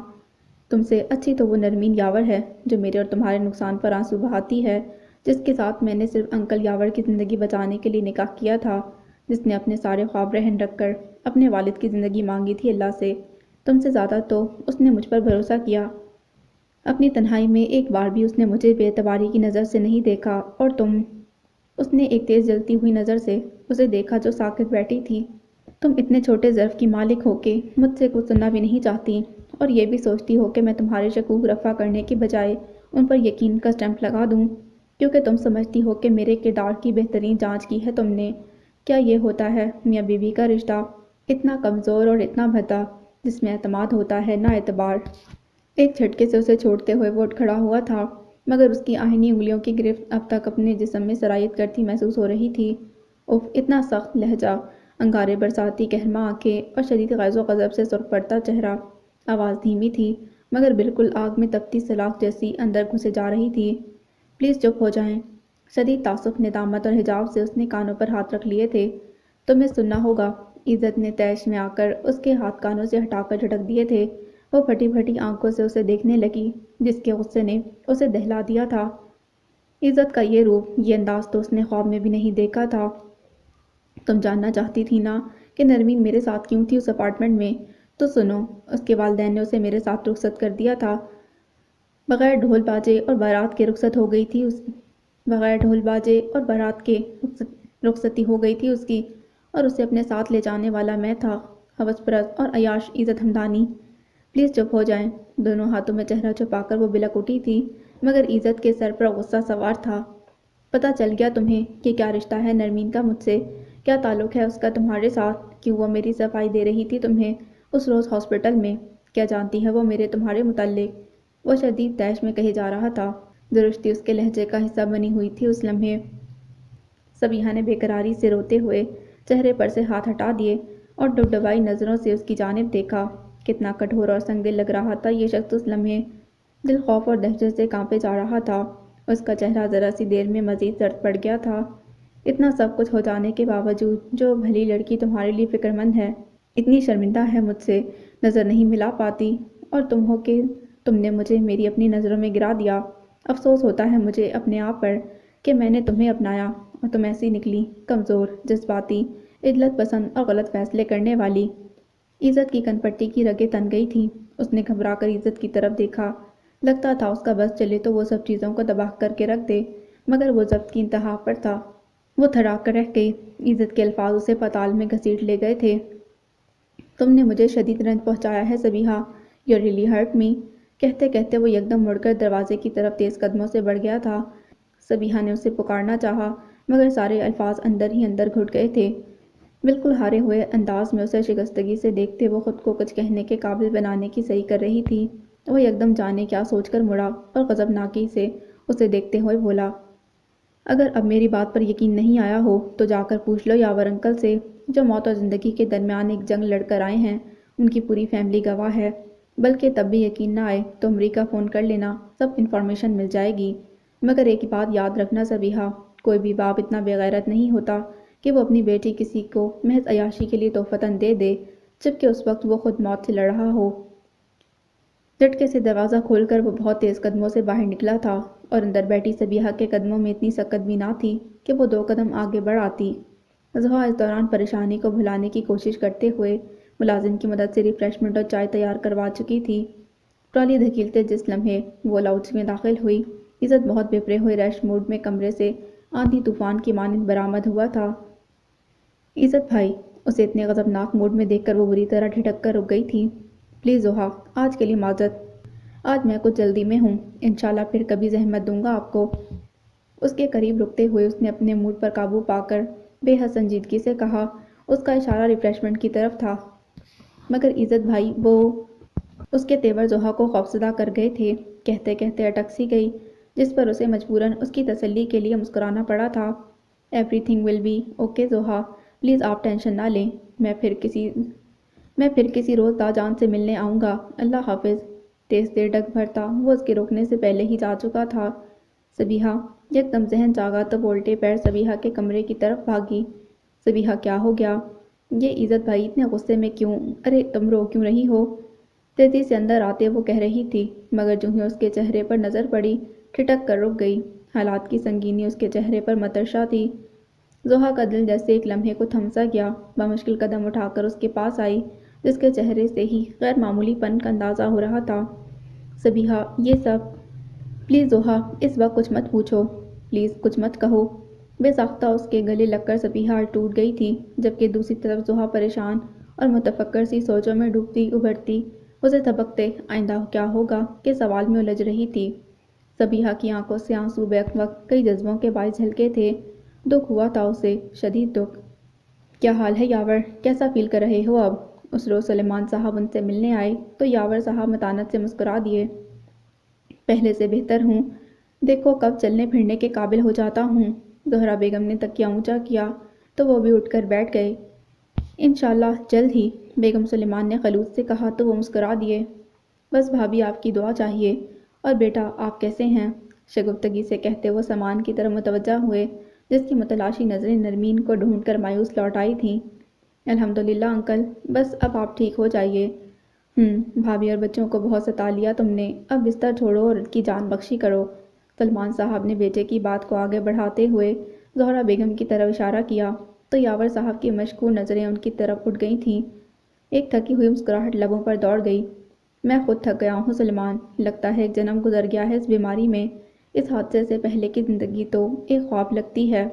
وہ کہہ رہے تھے، خواب وہ نہیں بلکہ تمہاری بیماری ایک بھیانک سپنا تھی۔ اب تم بیدار ہو رہے ہو تو دوبارہ سے زندگی کا ویسے ہی آغاز کرو، ہم سب تمہارے منتظر ہیں، کلب کے سارے ممبرز تمہیں یاد کرتے ہیں۔ سلمان صاحب خلوص سے دلاسا دیتے مضبوط لہجے میں بولے تو یاور صاحب سر ہلا کر مسکرا دیے۔ زہرا بیگم سلیمان سے محو گفتگو تھیں، اور اس دوران سلیمان صاحب سے ادھر ادھر کی باتیں کرتے انہوں نے سامان کا غیر ارادی طور پر مکمل جائزہ لیا تھا۔ کل شام ہی زہرا بیگم نے ان سے سامان کے متعلق تفصیلی بات کی تھی۔ آج وہ اسے اسی تناظر میں دیکھ رہے تھے، جانچ اور پرکھ رہے تھے۔ ایک بار عزت کے لیے انہوں نے ایسا سوچا تھا، اور وقت نے ثابت کیا تھا کہ ان کا انتخاب غلط نہیں، البتہ عمل اور فیصلے کرنے میں بہت دیر ہو گئی تھی۔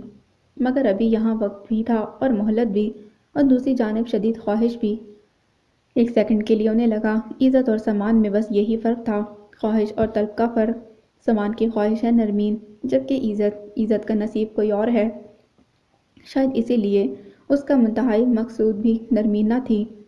میں بہت جلد تم سے ملنے تمہارے گھر آنا چاہتا ہوں یاور، پہلی فرصت میں ٹھیک ہو جاؤ۔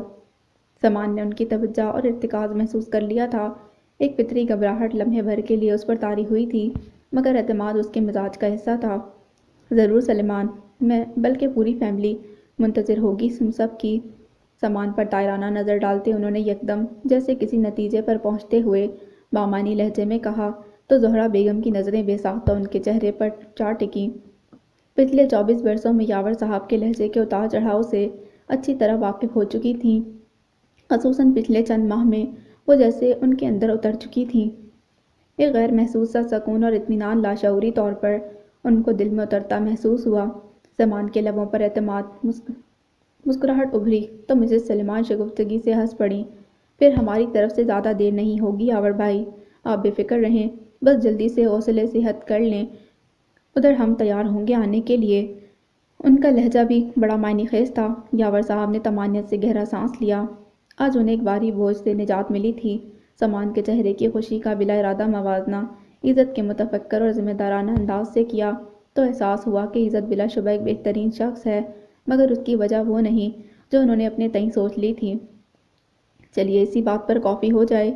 زہرا بیگم ہلکی پھلکی سی ہو کر اٹھ کھڑی ہوئی تھیں، پھر ان تینوں نے بہت منع بھی کیا، مگر وہ انسنی کر گئیں۔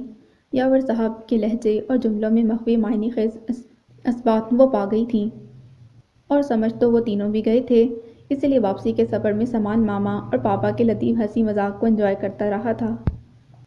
وہ شدید آف موڈ میں گھر لوٹا تھا۔ بیوی جان اس کے چہرے پر نظر پڑتے ہی جان گئی تھی کہ کوئی نہ کوئی خلاف معمول بات ہوئی ہے، اور اس کی نوعیت اتنی گمبھیر ضرور ہے جس نے عزت کی آنکھوں میں تفکر کا جال بچھا دیا ہے۔ السلام علیکم بیوی جان۔ وعلیکم السلام، خیریت تو ہے بیٹا؟ کسی کو فون کرنے کے خیال سے ریسیور اٹھایا تھا، مگر اسے دیکھ کر رکتے تردد سے کہہ اٹھی تو جواباً اس کے لبوں سے ایک طویل سانس خارج ہو گئی۔ جی بیوی جان، بس خیریت ہی ہے، بیزاری سے کہتے اس نے انگلیاں بالوں میں پھنسا لیں۔ مگر مجھے تمہارے چہرے سے تشویش جھلکتی محسوس ہو رہی ہے، سچ کہو کیا بات ہے؟ تمہارے بابا بھی گھر پر نہیں ہیں، سب ٹھیک تو ہے نا؟ بیوی جان کے خدشے اور دھڑکے فطری تھے، عزت کو خود پر کنٹرول کرنا پڑا۔ کم آن بیوی جان، ایسا کچھ نہیں، بس ذرا یوں ہی۔ اچھا آپ یہ بتائیں کہ بابا کہاں ہیں؟ ان کو کندھوں سے تھام کر اس نے اپنے قریب بٹھا لیا تھا۔ بابا کی معذوری کے بعد سے وہ بہت وہمی ہو گئی تھی، سو اسے بہت زیادہ خیال رکھنا پڑتا تھا ان کا۔ سبیحہ کے دادا جان سے ملنے گئے ہیں، واپسی میں غالباً یاور بھائی کی طرف بھی جائیں گے۔ آپ نہیں گئیں؟ دادا جان کی طرف بابا کے جانے کا سن کر وہ متفکر ہوا تو ابھی وہیں سے آ رہا تھا، مگر بیوی جان پر ظاہر نہیں کیا۔ نہیں، تمہاری پھوپھی آنے والی تھیں، اسی لیے، مگر اب انہوں نے فون کر کے منع کر دیا، غالباً ان کی طرف کوئی مہمان آ گیا ہے۔ انہوں نے بابا کی کزن کا تذکرہ کرتے بتایا تو وہ سر ہلا کر اٹھ گیا۔ چلیے ٹھیک ہے، جب بابا آ جائیں تو بتا دیجیے گا۔ تم کہاں چلے؟ اپنے کمرے میں، آج آفس سے جلدی چھٹی مل گئی۔ ان کے سادہ استفسار پر وہ پھیکے پن سے مسکرا دیا۔ بیوی جان، وہ میرا آفس ہے، اسکول نہیں۔ مسکرا کر ان کی پریشانی کم کرنے کی کوشش کی تھی، جس پر وہ جھیپ سی گئیں۔ اگر آرام کرنے کی غرض سے جا رہے ہو تو ٹھیک، ورنہ بیٹھتے، میں کچھ بات کرنا چاہ رہی تھی۔ اسے دوبارہ جانے کے لیے قدم اٹھاتے دیکھا تو وہ اچانک ہی کہہ اٹھی تھیں۔ وہ کچھ متردد سا مڑا۔ خیریت ہے بیوی جان؟ انداز سوچتا ہوا تھا۔ تم کپڑے چینج کر لو جب تک میں تمہارے لیے کافی بناتی ہوں۔ اسے مزید سوال کرنے کا موقع دیے بغیر وہ آگے بڑھ گئی تھیں تو وہ قیاس کرتا اپنے کمرے کی طرف بڑھ گیا۔ جب سے نرمین والے معاملے کا انہیں بتایا تھا، وہ اکثر اس سے دھیڑ پن میں ہی نظر آتی تھیں۔ اس وقت بھی گہری سوچ ان کے چہرے سے ہویدا تھی۔ وہ شاور لے کر فریش ہو کر ہی باہر آیا تھا۔ بیوی جان نے اسے دیکھا تو ملازم کو آواز دے کر کافی منگوا لی۔ آپ نہیں لیں گی؟ صرف ایک کپ دیکھ کر پوچھا تو انہوں نے نفی میں سر ہلا دیا۔ وہ خاموشی سے کپ تھام کر ان کے مقابل کرسی پر آ بیٹھا، نظریں سوالیہ اور چہرہ سنجیدہ تھا۔ کہیے بیوی جان، کیا بات کرنا چاہ رہی تھیں آپ؟ بالآخر ان کی خاموشی اور گہری سوچ نے اسے بولنے پر اکسایا۔ ویسے سوچ رہی ہوں کہ کیا کہوں، کیسے کہوں۔ ایسی کیا خاص بات ہے بیوی جان؟ کپ میز پر رکھتے یکدم وہ الرٹ ہو گیا تھا۔ بیوی جان نے اسے بغور دیکھتے یوں سانس کھینچی جیسے کچھ جانچنے کی صحیح کر رہی ہو۔ خاص ہی ہے بیٹا، تم نے نرمین کے متعلق کیا سوچا؟ اب تو یاور بھائی کو بھی ساری حقیقت کا پتہ چل گیا ہے، اور یہ تو طے ہے نا کہ تمہاری شادی سبیحہ سے ہی ہوگی۔ زبان دی ہے ہم نے اس کے والدین کو، مگر یہ سب کس طرح ہو سکے گا؟ کیا تم نے اب تک نہیں سوچا؟ وہ پوچھ رہی تھیں، عزت کے اعصاب جیسے جھنجھنا سے گئے۔ یہ نہیں تھا کہ سبیحہ کی فکر میں اسے نرمین کا خیال نہیں رہا تھا، مگر جانے کیوں بیوی جان کے تذکرہ چھیڑنے سے وہ کچھ انیزی محسوس کر رہا تھا خود کو۔ لب بھیجتے اس کی نظر جھک گئی تھی۔ کچھ دیر یوں ہی خاموشی رہی، پھر اس نے سر اٹھا لیا۔ نرمین یاور میرے لیے آج بھی اتنی ہی غیر ہے جتنی کل تھی بیوی جان، مجھے اس سے ہمدردی ہے۔ وہ سب ٹھیک ہے بیٹا، مگر آگے کیا کرنا ہے وہ سوچو۔ سبیحہ کے فائنل سیمسٹر نزدیک آ گئے ہیں، اگلے ماہ وہ امتحان دے لے گی، اور میں اس ماہ کے آخر میں ہی تمہاری شادی کی ڈیٹ فکس کرنا چاہ رہی ہوں۔ بیوی جان بہت رسان سے اس کی بات قطع کرتے ہوئے بولی تو وہ لمحے بھر کے لیے چپ سا ہو گیا۔ کل تک اسی وقت کے انتظار میں اسے ٹائم گزارنا مشکل لگتا تھا، مگر آج سبیحہ کے رویے اور زندگی کی اس ناخوشگوار کروٹ نے اسے احساس دلا دیا تھا۔ البتہ اب بھی اندر ہی اندر کہیں خوشی بیدار ہو رہی تھی۔ جیسا آپ کرنا چاہ رہی ہیں کریں بیوی جان، رہ گیا نرمین کا معاملہ تو جیسے بابا اور انکل کہیں گے میں کرنے کو تیار ہوں۔ صدیوں کی سوچ ایک لمحے میں آ سمائی تھی اس کے اندر۔ گہرے لہجے میں فیصلہ سناتے وہ آئندہ کے لائے عمل ترتیب دینے کا سوچ رہا تھا۔ تمہارے بابا تو کہتے ہیں کہ سبیحہ کو اس معاملے سے ضرور باخبر کیا جائے، اب تم کہو یہ کوئی آسان کام ہے؟ وہ بچی تو کملا کر رہ گئی ہے اپنی بیماری سے، اس پر یہ اندروناک خبر سنا کر اس کی جان ہی لی جا سکتی ہے۔ وہ اسے یوں سنا رہی تھی جیسے بابا سے سخت اختلاف ہو۔ عزت نے پہلو بدلتے دزدیدہ نظروں سے انہیں دیکھا، جبکہ وہ اس کی کیفیت سے بے خبر کہے جا رہی تھی۔ یوں بھی عورت خواہ کتنی ہی مضبوط ہو، مرد کے پرائے ہو جانے کا غم اسے گھن کی طرح چاٹ جاتا ہے۔ مضبوط سے مضبوط قدم ڈھہ جاتا ہے اس طوفان سے۔ صبیحہ تو یوں بھی حساس بچی ہے، پھر اپنی دادی اور دادا کے حالات نے اسے اور بھی زودرنج بنا دیا ہے۔ ان کا تجزیہ 100% درست تھا۔ عزت کے احساس کو گہرے جذبوں بھری سوچ نے بہت نرمی سے چھوا تھا اس لمحے۔ وہ کچھ بے چین سا ہو کر اٹھ کھڑا ہوا۔ آپ نے درست کہا بی بی جان، مگر زندگی کا مقابلہ ہمیشہ بہادری سے کرنا چاہیے۔ دا جان اور میرے فعل میں کوئی مماثلت نہیں۔ انہوں نے اپنی خوشی اور رضامندی سے باقاعدہ شادی کی تھی، جبکہ میں نے یہ نکاح جن حالات میں کیا ہے، صبیحہ کو میرا ساتھ دینا چاہیے۔ مدلل لہجے میں کہتے اس نے اپنی بات پر زور دیا تو بی بی جان اچنبھے سے اسے دیکھنے لگیں اور یکدم آگہی ان کے دل میں اترتی چلی گئی تھی۔ تو کیا تم نے اسے بتا دیا ہے؟ ایک ہاتھ سینے پر دھرتے بے حد گھبراتے ہوئے لہجے میں استفسار کرتی وہ اٹھ کھڑی ہوئیں۔ اس میں جھوٹ بولنے کا یارہ تھا، نہ عادت۔ طویل سانس لیتے الٹے ہاتھ کی انگلی سے پیشانی رگڑ ڈالی اور بی بی جان کو جیسے جواب مل گیا تھا، وہ یکدم بیٹھتی چلی گئیں۔ اوہ میرے اللہ، یہ کیا کر دیا؟ اس کے تیور بتا رہے تھے کہ صبیحہ کا رد عمل اس کی توقع اور سوچ کے خلاف ہے، بالکل بی بی جان کی سوچ کے مطابق۔ جبھی وہ تلخ ہو رہا تھا، وہ فوری طور پر متحش ہو گئیں۔ اکلوتے بیٹے کی شادی کا ارمان اور خواہش اس طرح دھول مٹی میں اٹ جائے گا، یہ انہوں نے کبھی سوچا نہیں تھا۔ کتنے خواب دیکھے تھے اس کی خوشی کے۔ کم آن بی بی جان، سب ٹھیک ہو جائے گا۔ صبیحہ کو حالات سے سمجھوتا کرنا پڑے گا، کیونکہ جو کچھ ہوا اس میں میری خوشی تھی، نہ رضا۔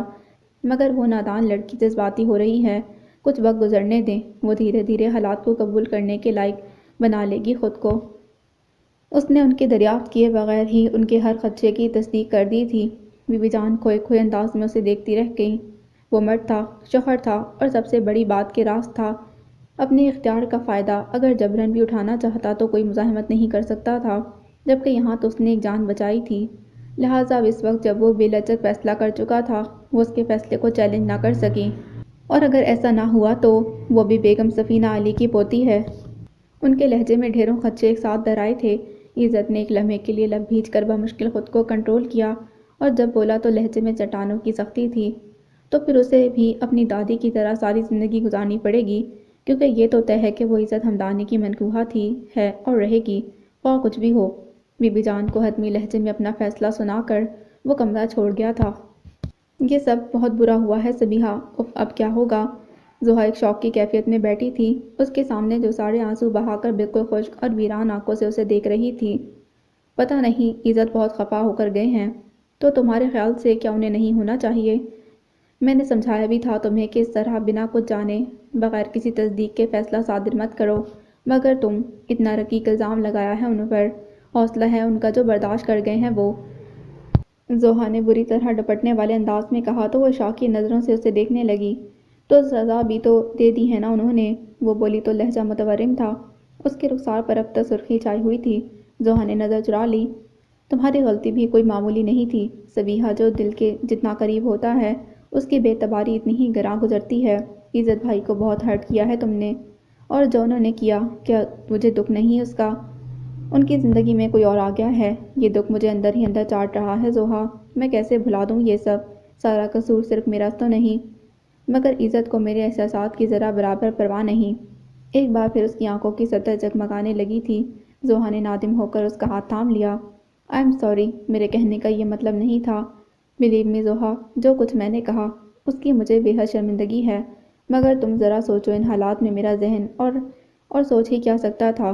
پھر عزت نے بھی تو نرمین کو مجھ پر فوقیت دی، اور اگر مجھے پہلے ہی بتا دیتے یا امریکہ سے فون کر دیتے تو کیا میں ان کی بات کا یقین نہیں کرتی؟ نہیں صبیحہ، تم جب بھی یقین نہیں کرتی، کیونکہ حقیقت یہی ہے کہ دادا جان سے لاکھ محبت سہی، دادی جان سے ان کی بے وفائی کے فعل نے تمہیں خوفزدہ کر دیا ہے۔ تم بظاہر ہمیشہ ان کی وکالت کرتی تھیں، مگر سوچ تمہاری بھی دادی جان جیسی ہے۔ تمہارے نزدیک عزت بھائی کی بات کی تب بھی کوئی اہمیت نہیں ہوتی، بلکہ اب بھی کیا تم ان کی بات پر یقین کر چکی ہو؟ اعتبار ہے تمہیں ان کا؟ زحا نے صاف گوئی سے کھرے انداز میں کہہ ڈالا اور سوال کیا تو وہ ہونٹ کاٹنے لگی۔ در حقیقت عزت کی تمام باتوں پر اعتبار کرنے کے باوجود اس کے اندر لاتعداد سوال سر اٹھا رہے تھے۔ نکاح جن حالات میں بھی ہوا ہو ان پر یقین کرنے کے باوجود رخصتی والا معاملہ اس کے ذہن اور دل میں اٹک گیا تھا۔ بالخصوص جب نرمین نے اس کا فون عزت کو تھمایا تھا تو لائن ڈسکنیکٹ ہو جانے کے بعد عزت نے اسے کال بیک کیوں نہیں کیا؟ ایک دو بار کیا بھی، وہ گھر پر نہ مل سکی تھی، مگر بعد میں عزت کی طرف سے ایک دم خاموشی چھا گئی تھی۔ حتیٰ کہ واپس لوٹ کر آنے کے باوجود وہ کئی دن ان کی طرف آنے کے لیے وقت نکال نہیں سکا تھا۔ اس سے ناراضگی تھی، مگر سفینہ لاج کے بقیہ مکینوں سے تو کوئی شکایت نہیں تھی۔ ضحیٰ کے سوال پر وہ چپ سی ہو گئی۔ خاص طور پر نرمین کے ساتھ اس کے مربیانہ اور نرم رویے نے اسے ایک بار پھر جھلسا دیا تھا۔ بے اختیار اپنے رخسار کے جلتے ہوئے صف نشان پر ہاتھ رکھ کر وہ اٹھ کھڑی ہوئی۔ عزت کا بیان آدھا سچ ہے ضحیٰ، مجھے ان کی بات پر جب تک یقین نہیں آئے گا جب تک وہ نرمین کو طلاق کا لفظ جیسے اس کے گلے میں اٹک گیا تھا تو وہ بے ساختہ ضحیٰ کے کندھے سے سر ٹکا کر روتی چلی گئی۔ نرمین، میں آپ سے ملنا چاہتا ہوں، کیا آپ اس وقت گھر پر ہیں؟ نہیں، میں آبے کے پاس یہاں ہاسپٹل میں ہوں۔ امی جی تھوڑی دیر میں شرمین کو بھیج دیں گی تو گھر آ جاؤں گی۔ موبائل پر عزت کی آواز سن کر وہ کچھ حیران سی ہو گئی تھی۔ اوکے، پھر وہیں رکیے گا، میں آ رہا ہوں۔ انکل کیسے ہیں؟ بہت اچھے ہیں، کافی بہتر کنڈیشن ہے۔ تھینک گاڈ، میں یہی امید کر رہا تھا۔ Anyway wait for me, میں بس پہنچ رہا ہوں، گہرے لہجے میں کہہ کر اس نے لائن ڈسکنیکٹ کر دی تھی۔ نرمین اس کے انداز اور آواز پر کچھ پریشان سی ہو گئی تھی۔ یاور صاحب سو رہے تھے سو وہ ٹہلتے ہوئے باہر نکل آئی اور پھر اسے زیادہ دیر پریشان نہیں ہونا پڑا۔ 10 منٹ بعد ہی وہ کوریڈور کے آخری سرے پر نمودار ہو گیا تھا۔ السلام علیکم، کیسے ہیں آپ؟ اس کے نزدیک آنے پر نرمین نے اسے بغور دیکھتے ہوئے سوال کیا تھا جو اس وقت کچھ الجھا الجھا لگ رہا تھا۔ آئی ایم فائن، آپ ٹھیک ہیں؟ رسمی سی مسکراہٹ سمیت کہا تو وہ نظر جھکاتے ہوئے سر ہلا گئی۔ عزت نے بلا ارادہ اسے دیکھا تھا، جس کے چہرے پر بشاشت لوٹ آئی تھی، آنکھوں میں چمک اور لبوں کے احمری گوشوں میں دبی دبی مسکان جھلک رہی تھی۔ فطری طور پر وہ کچھ حیران ہوا تھا، اپنی پریشانی بھول کر ایک لمحے کے لیے اسے دیکھتا رہ گیا۔ چونکا جب اس نے دوبارہ نظر اٹھائی۔ کیا بات ہے عزت، آپ کچھ؟ جھجکا سا انداز آج خلاف معمول سراسیمگی سے خالی تھا۔ اسے تبدیلی کے غیر مرئی احساس نے چھوا تھا، چہرے کا تناؤ ڈھیلا پڑ گیا۔ ایسا کیا ہو گیا ہے نرمین، جس نے آپ کے چہرے کی رونق لوٹا دی ہے؟ نرمین کا جملہ قطع کرتے وہ بے ساختہ پوچھ بیٹھا تھا۔ اپنے اور صبیحہ کے نکاح کے بعد اس نے اکثر اسے اسی طرح شاداب و مسرور دیکھا تھا، مگر امریکہ جانے کے بعد جیسے سب رنگوں کو سیاہ ماتمی رنگ نے ڈھانپ لیا تھا، جبکہ آج لگتا تھا جیسے وہ کالی اور دبیز چادر ہٹ گئی تھی، صاف منظر نکھر کر سامنے آیا تھا۔ اس کے سوال میں عجیب سی سادگی اور گہری وابستگی محسوس کر کے نرمین ایک بار پھر سٹپٹا گئی تھی۔ چہرے کا گلابی پن بڑھ گیا تھا اس لمحے۔ گھبرائی گھبرائی سی نظر اس پر ڈال کر وہ کترا سی گئی تھی۔ عزت کے تنے ہوئے اعصاب کو ڈھیلے پڑ گئے تھے۔ آپ کے محسن کا نام جان سکتا ہوں؟ وہ مزاج آشنائی کے زوم کے ساتھ دوستانہ انداز میں پوچھ رہا تھا۔ وہ بری طرح پزل ہو گئی۔ ایسی کوئی بات نہیں عزت، آپ… یاد ہے نرمین، میں نے کہا تھا کہ ہم اچھے دوست ہیں، پلیز مجھ سے شیئر کریں، شاید اس طرح مجھے اپنی الجھی ہوئی گتھی کا سرا مل جائے۔ بے اختیار نرمی اور اصرار سے کہتے وہ یک بیک سنجیدہ ہو گیا تھا۔ کیا مطلب، کیا آپ پریشان ہیں؟ وہ فکر مند سی ہو گئی تھی۔ پہلے سوال میں نے کیا تھا آپ سے۔ جواباً وہ اس کا سوال نظر انداز کر گیا تو وہ باوجود کوشش کے اپنے چہرے سے جھلکتی حجاب آلود مسکراہٹ چھپا نہ سکی۔ اوہ! عزت کے اندر جلتی جھلستی ریت پر یکدم ٹھنڈے پانی کا بادل برس گیا تھا۔ یہ چہرہ در حقیقت اتنا سادہ اور بے ریا تھا کہ اس پر لکھا ایک ایک لفظ وہ بآسانی پڑھ سکتا تھا۔ نرمین اس کی زیرک نگاہی کا سوچ کر ہی بلا ارادہ رخ موڑ گئی تھی۔ تھینکس نرمین، آپ نے اپنے لیے راستہ چن کر مجھے بہت طویل مسافت طے کرنے سے بچا لیا۔ بہت ٹھہرے ہوئے ہلکے پھلکے لہجے میں وہ کہہ اٹھا تھا۔ نرمین متحیر رہ گئی مگر پلٹ کر دیکھ نہ سکی۔ اس کوریڈور میں اس وقت بہت کم آمد و رفت ہوتی تھی، سو وہ اطمینان سے اپنی بات کہہ رہا تھا۔ اب اپنے راستے پلٹتے ہوئے مجھے آپ کی طرف سے اطمینان رہے گا۔ کچھ تھا اس کے لہجے میں۔ وہ سب کچھ بھول کر سنجیدہ اور گھبرائے ہوئے تیور لے کر اس کی طرف مڑی۔ عزت اس کی آنکھوں میں ہلکورے لیتا تفکر دیکھ کر اپنائیت سے مسکرا دیا۔ آپ بہت اچھی لڑکی ہیں نرمین، آپ جیسے لوگ صدیوں میں پیدا ہوتے ہیں، خوش قسمت ہے وہ شخص جسے آپ کی ہمراہی نصیب ہوگی۔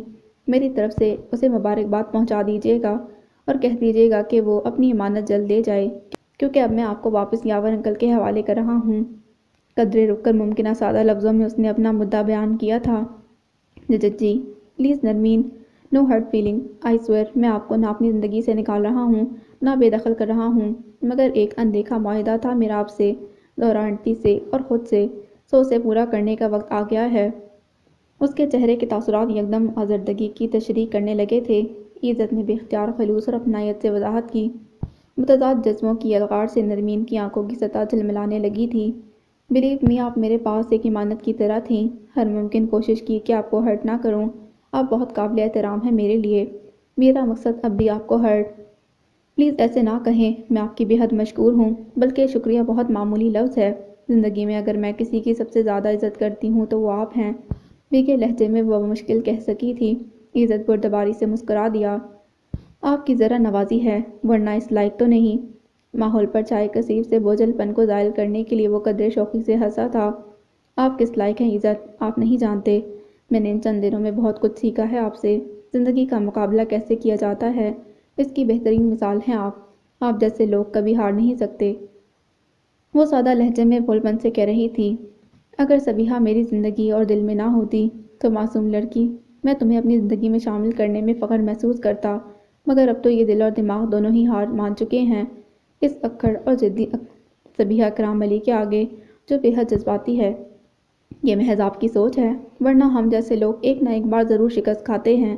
وہ معنی خیز لہجے میں کہہ کر جیسے خود پر ہنسا تھا۔ نرمین قدرے چونکی۔ کیا سبیحہ اب تک خفا ہیں آپ سے؟ صرف مجھ سے نہیں، اب تو انہیں آپ سے بھی بہت شکایات ہوں گی۔ وہ تن سے مسکرا دیا۔ کیا مطلب؟ کیا آپ نے انہیں سب کچھ؟ اوہ نو۔ وہ ساری مسرت اور خوشی بھول کر تشویش سے اسے دیکھنے لگی تھی۔ ایک نہ ایک دن تو سبیحہ کو بتانا ہی تھا۔ میں نہیں چاہتا کہ نئی زندگی کی ابتدا دھوکے سے کی جائے، سو اسے بتا دیا، مگر مجھے پتا ہے کہ وہ ساری ناراضگی جلد بھلا دے گی۔ سچائی آپ اپنا یقین دلا دیتی ہے۔ اینی وے آپ پریشان مت ہوں، میں کل آؤں گا پھر انکل سے ملنے۔ غالباً یہ ان کے سونے کا وقت ہے۔ آپ سے مل لیا، ذہن ہلکا ہو گیا ہے۔ مجھے یقین ہے جو بندھن مجبوراً باندھا گیا تھا اسے توڑنے میں آپ کو بھی کوئی شکایت نہیں ہوگی۔ وہ بہت سکون سے گویا تھا، پھر سنجیدہ سی مسکراہٹ کے ساتھ کہتے ہوئے اجازت طلب کر رہا تھا، امید ہے آنے والا کل ہم دونوں کے لیے خوشیاں لائے گا۔ جاتے جاتے اس نے حوصلہ افزا جملہ اس یقین سے کہا کہ وہ محض اسے دیکھتی رہ گئی، اور وہ چلا گیا، مگر اس کے اندر جیسے ایک ہی جملے کی بازگشت چھوڑ گیا تھا۔ میں نہیں چاہتا کہ زندگی کی ابتدا دھوکے سے کی جائے۔ دھوکہ، دھوکہ، فریب۔ چھپانا اگر ایک دھوکہ ہے تو یہ بتانا بھی اس طرح کا فریب ہی، تو نہ بتانا بھی ایک طرح کا فریب ہی ہے۔ عزت نے سبیحہ سے یہ سب کہہ دیا تھا، مگر اس کا کیا ہوگا؟ کیا وہ یہ سب سامان سے کہہ سکے گی جس کے لیے اب تو ابھی نے ہاں بھی کہہ دی تھی؟ یہ سوال کسی ناک کی مانند اسے ڈس گیا تھا۔ پے در پے جھٹکوں نے اسے بری طرح تھکا دیا تھا، سو اسی لیے رات داجان کے بہت اصرار کرنے پر بھی وہ سہولت سے انکار کرتی فرحات کے ساتھ واپس جانے کے لیے تیار ہو گئی تھی۔ کیا بات ہے سبیحہ، اتنی خاموش کیوں ہو؟ سب ٹھیک تو ہے نا؟ سفینہ لاج کے راستے پر گاڑی ڈالتے اس نے سبیحہ کو مخاطب کیا۔ جی فرحات بھائی۔ وہ کسی گہری سوچ سے چونکی تھی۔ تو پھر یہ چہرے پر 12:30 کیوں بجائے ہوئے ہیں؟ موڑ کاٹتے ہوئے قدرے مسکرا کر اس کی طرف دیکھا تھا اس نے۔ اس کے اندر سارا کا سارا جل تھل ہونے لگا تھا۔ عزت سے ملاقات کے بعد سے اب تک جیسے اندر ہی اندر وہ پگھلے جا رہی تھی۔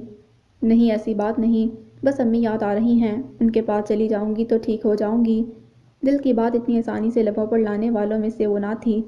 اچھا، وہ ایک دم ہنس پڑا۔ ویسے آپس کی بات ہے، تم نے امی کا لفظ کچھ غلط استعمال کیا، غالباً عزت کا نام زیادہ جچتا۔ شوخی سے اسے چھیڑا تھا فرحات نے، مگر جانے اسے کیا ہوا۔ آنسو بے اختیار رخساروں پر بکھرتے چلے گئے۔ فرحات فطری طور پر پریشان ہو اٹھا تھا، سپیڈ قدرے کم کر کے اس کی طرف تردد سے مڑا تھا۔ سبیحہ کیا ہو گیا یار؟ پلیز فرحات بھائی مجھے امی کے پاس لے چلیں۔ اوکے اوکے، مگر تم اپنی حالت تو سدھارو، کیا سوچیں گی تائی جان، میں سارے راستے تمہیں رلاتا لایا ہوں۔ ایک عجیب سی آگہی اس کے اندر اتر رہی تھی، مگر فی الحال اس نے سبیحہ سے استفسار کرنا ٹھیک نہیں سمجھا، سو ہلکے پھلکے لہجے میں کہہ کر اسے ٹیکسی پکڑایا اور ڈرائیو کرنے لگا۔ پچھلے کئی دنوں سے وہ محسوس کر رہا تھا کہ سبیحہ میں پہلی والی خوشی مفقود ہو چکی ہے۔ اکثر وہ اسے اپ سیٹ، کچھ گمسم اور مزمحل سی نظر آتی، کبھی ایگزام اور کبھی عزت کے جانے کا بہانہ کر کے زحا ہر بار اس کے خط سے جھٹلا دیتی تھی، مگر آج جیسے اسے یقین آ گیا تھا کہ ایسا کچھ ضرور ہو گیا ہے جس نے سبیحہ جیسی مضبوط لڑکی کو جڑوں سے ہلا دیا ہے۔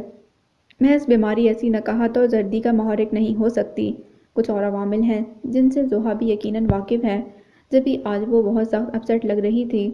سفینہ لاج میں رخسانہ بیگم سے ہی لاؤنج میں ملاقات ہوئی تھی ان دونوں کی۔ सबीहा तो कमान से छूटते ही तीर की तरह जाकर उनके सीने से जा लगी। रुखसाना बेगम उसकी हालत देखकर जैसे हिल सी गई थी। ऐसी हालत तो उसकी पिछले कई दिनों के बुखार से भी नहीं हुई थी। ज़रा देर से सब लाउंज में जमा हो चुके थे, फरहाद समेत सबने उससे बहुतेरा पूछा, मगर सिवाय आंसू बहाने के उससे कुछ और ना हो सका। शहरयार हमदानी ने जिस वक्त अंदर कदम रखा, इज्जत चेयर पर झूलता खुद में गुम था। स्टिक की आहट कालीन ने जज्ब कर ली थी, सो वो इस वक्त तक नहीं चौंका जब तक वो उसके सामने ना आ खड़े हुए। बाबा, आप कब आए? सूरज से सीडी प्लेयर ऑफ करके वो उनका हाथ थामकर सोफे की तरफ ले आया था। बस ज़रा देर पहले तुम्हारी बीवी जान कह रही थी, तुम वेट करो मेरा। तुम वेट कर रहे थे मेरा। खिलाफ मामूल वो संजीदा तेवर लिए हुए थे। कल के बजाय आज दाजान की तरफ जाना हुआ था और वो मुंतज़िर था कि वहाँ यकीनन सबीहा उनसे मिली होगी, सो उनके रद्द-ए-अमल के लिए तैयार बैठा था। जी, इनफैक्ट कुछ बात करनी थी आपसे। तुम सबीहा से मिले थे? उसने झिझक कर कहा तो उनकी तरफ से सीधा सवाल आ गया था। सबीहा के नाम पर उसकी भवें महज़ाबिये पर आकर रुक गई थीं। बाबा उसकी रग रग से वाकिफ़ थे, उसके तेवर मुलाकात की नौयत बता रहे थे, मगर वो जवाब के मुंतज़िर रहे। जी। कुछ तवक्कुफ़ के बाद उन्होंने गहरी सांस ली। तो गोया वही हुआ जिसका तुम्हें खदशा था।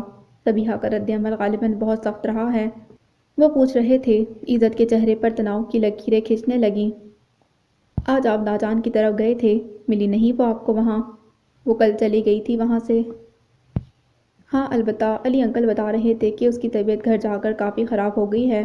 मेरा ख्याल है उसका अंदाज़ा होगा तुम्हें। यकबैक उनके लहजे में सख्ती और तुरशी दराई थी। इज़्ज़त लब भींच कर उन्हें देखने लगा। आखिर उसे सब कुछ बताने का मशवरा तो खुद उन्हीं का था ना। ये सब मैंने आपकी माँ पर किया है बाबा। मगर ये बात करने का कौन सा तरीका है इज़्ज़त बेटे? पहले इंसान को एतमाद में लिया जाता है, फिर सब कुछ कहा जाता है। इस तरह की तो बनती बात भी बिगड़ जाती है। तुम्हें कुछ अंदाज़ा है कि मैं सबीना लॉज के तमाम मकीनों को कितना परेशान देख कर आ रहा हूँ। सबीहा का बुखार 104 से तजावुज़ किए जा रहा है। ना कुछ बोलती है, ना होश में आती है, नीम गनूदगी में है पिछले 12 घंटों से। क्या? बाबा ने जैसे कोई बर्स दे मारा था उसके सर पर। ला गुस्सा सही, मगर सबीहा की सांसों से ज़िंदगी बंधी थी उसकी।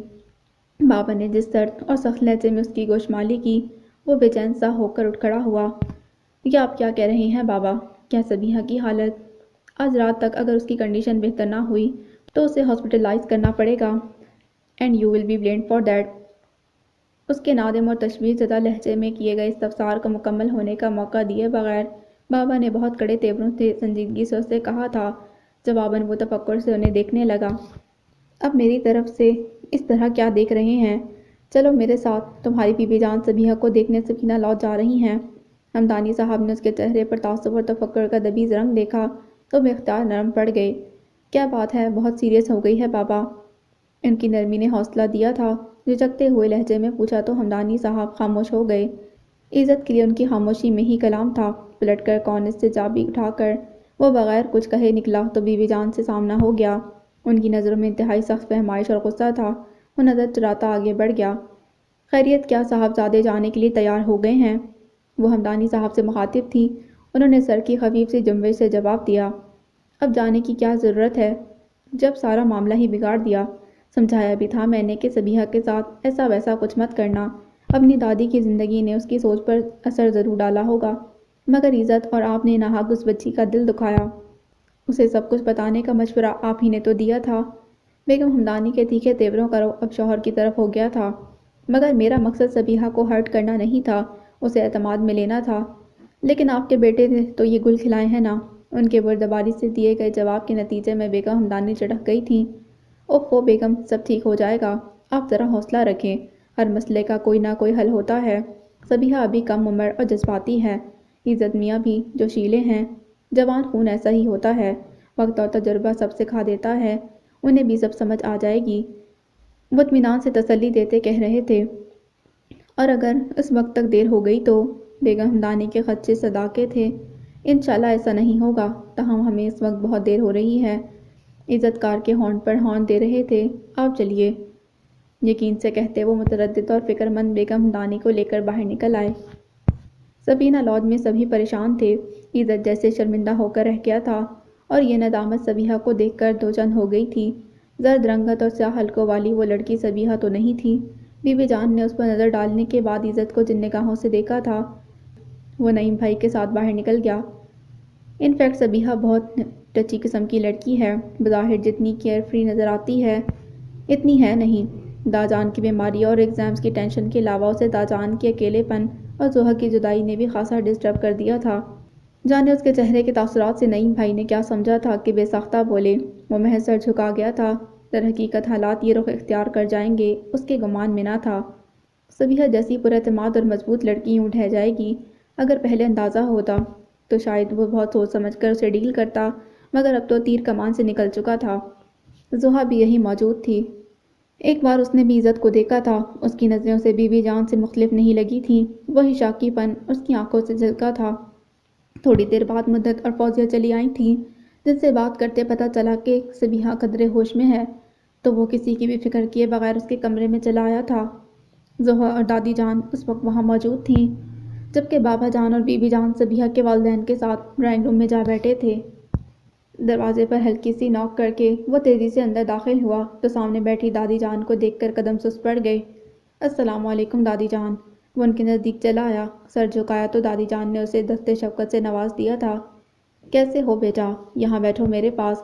اس کے چہرے سے تردد محسوس کر کے انہیں ایک عجیب سی خوشی ہوئی تھی۔ وہ پھیکی سی مسکراہٹ لبوں پر سجاتا صبیحہ پر نظر ڈالتے بیٹھ گیا تھا۔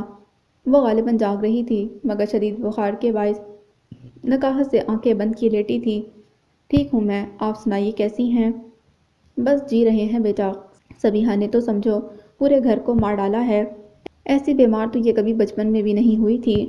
خیر خدا خیر کرے گا، ڈاکٹر نے کہا ہے اگر شام تک بخار نہ اترا تو اسے ہسپتال لے جانا پڑے گا۔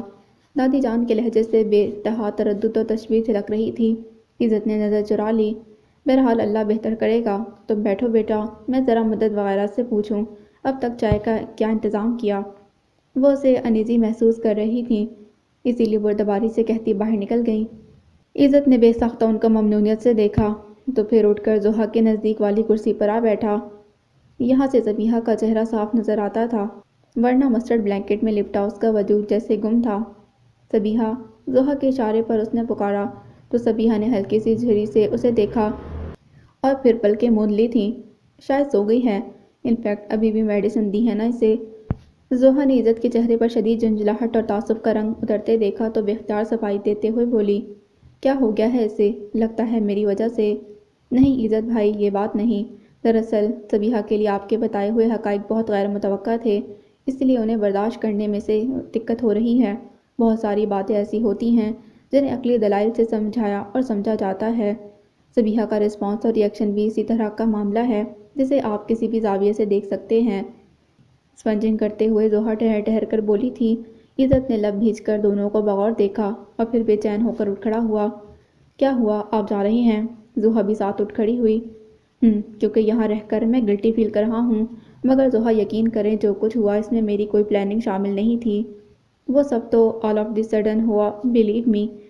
اس کا مجھے بے حد قلق ہے کہ صبیحہ نے مجھے سمجھنے کی کوشش نہیں کی۔ اندرونی احساسات اس وقت اس کے چہرے سے واضح ہو رہے تھے۔ زحا نے متاثر ہو کر اسے دیکھا۔ آپ صبیحہ کی فیلنگز کو ٹھیک سے جج نہیں کر پا رہے عزت بھائی، لڑکیاں بہت نازک دل کی ہوتی ہیں، خصوصاً شوہر کے متعلق ان کے احساسات صرف ایک لڑکی ہی سمجھ سکتی ہے۔ صبیحہ ان لوگوں میں سے ہے جو رشتے کو احساس بنا کر محبت کرتے ہیں اور پھر جب محبت کرتے ہیں تو حق بھی رکھتے ہیں اس کا اور ادراک بھی۔ زحا نے بہت کچھ جتا دیا تھا۔ عزت نے سادہ سی نظر سے اسے دیکھا۔ یہ میں اسی لیے کہہ رہی ہوں عزت بھائی کہ میں بھی ایک لڑکی ہوں، صبیحہ کی فیلنگز اچھی طرح جج کر سکتی ہوں۔ آپ بھی پلیز ساری ناراضگی دل سے نکال دیں، اس کی طرف سے میں آپ سے ایکسکیوز کرتی ہوں۔ وہ جذباتی ہے اور فضول گوئی اس نے آپ سے کوئی کی تو اس پر بھی میں بے حد شرمندہ ہوں، میرا یقین کریں، مگر یہ بھی سچ ہے کہ وہ آپ کو کسی کے ساتھ شیئر نہیں کر سکتی۔ قدرے نظر جھکائے ہوئے وہ حقیقت بیان کر رہی تھی۔ عزت کے چہرے پر اس کی باتوں کا واضح تاثر نظر آ رہا تھا۔ تو گویا صبیحہ نے آپ کو سب کچھ… پلیز عزت بھائی، آپ اس بات سے خفا مت ہوئیے گا، میں نے خود اس سے زبردستی پوچھا تھا، ورنہ وہ تو ہرگز تیار نہ تھی بتانے پر۔ زحا نے اس کے لہجے سے کچھ اور ہی سمجھا تھا، بے اختیار صفائی دینے لگی۔ میں آپ پر برہم تو نہیں، نہ ہی صبیحہ کی شکایت کی ہے زحا۔ اسے زحا کا انداز ایسا لگا کہ بلا ارادہ کہہ گیا، وہ جھیپ کر سر جھکا گئی۔ جی وہ تو ہے، مگر میں دراصل آپ سے کچھ اور کہنا چاہتی تھی، اگر آپ مائنڈ نہ کریں تو۔ جی کہیے۔ آپ نے نرمین کی فیملی کے ساتھ جو ہمدردی کی وہ قابل تحسین ہے۔ بلیو می، میں اور صبیحہ خود بہت متاثر ہوئے ہیں، مگر اب جب کہ یاور انکل کی طبیعت بہتر ہو گئی ہے، آپ کو اس معاملے میں فائنل ڈیسیجن لے لینا چاہیے۔ شاید آپ کو معلوم نہ ہو، مگر یاور انکل نے نرمین کے لیے سمان بھائی کا پروپوزل قبول کر لیا ہے۔ مروب انداز میں کہتے اس نے جلدی جلدی اسے معلومات فراہم کی تو وہ کچھ متحیر رہ گیا۔ اوہ، وہ ذرا سا مسکرایا تو گویا جبھی نرمین کے چہرے پر شگفتگی اور مسرت کے گلاب کھل رہے تھے۔ کیا نرمین اور سمان کے درمیان کوئی کمٹمنٹ؟ کیا آپ کو جانتی ہیں اس متعلق؟ فرحاد سمان بھائی کے بہت قریبی دوست ہیں، ان سے سمان بھائی کبھی کچھ نہیں چھپاتے۔ البتہ نرمین کا معاملہ الگ ہے، وہ بہت ریزرو لڑکی ہے، آپ تو انہیں جانتے ہی ہیں نا، تاہم ان کے درمیان ایک خاموش کمٹمنٹ ضرور ہے۔ زوہا نے صاف گوئی سے کہا تو جواباً وہ سر ہلا کر رہ گیا۔ باہر نکلتے صبیحہ پر نظر ڈالی جو اب بھی سو رہی تھی، جانے اس نے کیا سنا تھا کیا نہیں، البتہ عزت کو لگا کہ اس کے آنے سے صبیحہ پر خوشگوار اثر پڑا تھا۔ فرحاد نے آج تک میری ہر بات کو رد کیا ہے اور اس کا سارا کریڈٹ آپ کو جاتا ہے احتشام۔ اب اسے اتنی چھوٹ مل گئی ہے، خود سامان سمیٹ کر علی ولا شفٹ ہو گیا ہے، نہ مجھ سے پوچھا نہ بتایا۔ یہ ڈھنگ ہوتے ہیں گھر والوں کے؟ کیا شادی کے بعد بچے والدین سے زیادہ بڑے ہو جاتے ہیں؟ سمر بیگم کا غصہ آج بھی ساتویں آسمان پر تھا۔ جس روز سے فرحاد زوہا سمیت یہاں سے گیا تھا، ان کی شام اسی ذکر سے آباد رہتی تھی۔ احتشام صاحب نیوز کا چینل ٹیون کر رہے تھے، ناگواری سے ان کی طرف دیکھ کر بولے تو لہجے میں سخت بیزاری تھی۔ اپنی شادی کے بعد جب تم مجھے پاپا سے الگ لے کر آ گئی تھی، اس وقت تو تم نے کسی سے اجازت لینا ضروری نہیں سمجھا تھا، جبکہ میں تو اپنی والدہ کا اکلوتا بیٹا تھا۔ پھر آج وہ کام تمہیں غلط کیوں لگ رہا ہے جو کل تم نے خود کیا ہے؟ بس ہر بات اسی طرح ٹالا کریں۔ گڑے مردے اکھاڑنے میں تو آپ کے خاندان کا جواب نہیں، اپنی اولاد کی کوتاہیاں نظر انداز کر کے مجھے عدالت میں گھسیٹ لاتے ہیں۔ آپ کی انہی باتوں کی وجہ سے بچوں نے اب جوتے میں پہننا شروع کر دیا ہے مجھے۔ سمر بیگم اس قدر صاف گوئی کی متحمل نہ تھی، مشتعل ہو اٹھی۔ احتشام صاحب نے طنزیہ مسکراہٹ سمیت ان کی طرف دیکھا۔ انسان اپنا بویا ہی کاٹتا ہے، جو تم نے کل کیا وہ آج ہماری اولاد ہمارے ساتھ کر رہی ہے تو اس میں برا کیا ہے؟ مکافات عمل کا یہ سلسلہ تو ابدی ہے، میں تم اس سے بچ تو نہیں سکتے۔ مجھے فضول الفاظی میں مت الجھایا کریں، بات فرحاد کی ہو رہی تھی، آپ ابدی قوانین گھسیٹ کر لے آئے ہیں بیچ میں۔ کہہ دیتی ہوں مجھے فرحاد اور زوہا کا اس طرح گھر سے جانا ایک آنکھ نہیں بھایا، مجھ سے نہ سہی، انہیں آپ سے تو پوچھنا چاہیے تھا، مگر یہ فرحاد، نہ جانے آپ کی والدہ نے کیا تربیت کی تھی اس کی، کسی پازیٹیو بات کی امید ہی نہیں کی جا سکتی اس سے۔ احتشام صاحب کے طعنے کا فوری جواب آیا تھا۔ وہ جلتی نظر ان پر ڈال کر ٹی وی کی طرف متوجہ ہوئے تو وہ پھر شروع ہو گئیں۔ اسی دن کے لیے میں نہیں چاہتی تھی کہ سفینہ لاج کی لڑکی اس گھر کی بہو بنے۔ آپ نے کبھی زنیرہ کو میری مرضی کے خلاف ایک کام بھی کرتے دیکھا؟ مگر یہ زوہا بظاہر جتنی سیدھی بنتی ہے اتنی ہے نہیں، آخر کو بھتیجی بھی تو آپ کی ہے۔ ہاں ٹھیک کہا تم نے، بھتیجی تو میری ہے، تمہاری تو صرف بہو ہے، اسی لیے اس سے دوبارہ کلیشز شروع کر دیے ہیں تم نے۔ زنیرہ اس کی وجہ ہوتی تو تم خود اس کی بات کا خیال رکھتی، مگر میں نے یہ نوٹ کیا ہے کہ تم دن بدن اس سے ایک بار پھر بیزار ہونے لگی ہو۔ دادی بننے کی خبر سن کر جو تم میں پازیٹیو چینج آیا تھا وہ ایک بار پھر نیگیٹو ہو گیا ہے۔ غالباً تمہیں اس بات کا دکھ ہے کہ تمہاری بھانجی سے اس گھر کی وہ خوشی نہیں مل سکی جو زوہا نے ہمیں دی ہے۔ احتشام صاحب کا تجرباتی انداز سمر بیگم کے چہرے کے رنگ کو متغیر کر گیا۔ آپ بلا وجہ میری بھانجی کو مورد الزام ٹھہرا رہے ہیں، اگر بابر اپنی فیملی نہیں بڑھانا چاہتا تو زنیرہ کیا کر سکتی ہے؟ ہاں تو اس میں زوہا بھی کیا کر سکتی ہے؟ اس نے آپ کی بھانجی کو اس مقام پر پیچھے چھوڑ دیا ہے۔ ترکی بترکی احتشام صاحب نے کہا تو سمر بیگم ایک لمحے کو چپ سی ہو گئیں اور اسی خاموشی کا فائدہ اٹھا کر وہ دوبارہ کہنے لگے تھے، میں جانتا ہوں سمر کہ محبت ایک فطری اور غیر اختیارانہ جذبہ ہے، تم اپنی بھانجی سے ایک نیچرل اٹیچمنٹ رکھتی ہو، مگر اس کا مطلب یہ نہیں کہ انصاف کو نظر انداز کر دیا جائے۔ غیر جانبداری سے سوچو تو تمہیں احساس ہوگا، زنیرہ ہو یا زوہا دونوں تمہارے بیٹوں کی خوشی ہیں، انہیں عزت اور محبت دے کر تم اپنے بیٹوں کی زندگی سنوار سکتی ہو۔ ساری عزت اور محبت دینا میرا ہی فرض ہے۔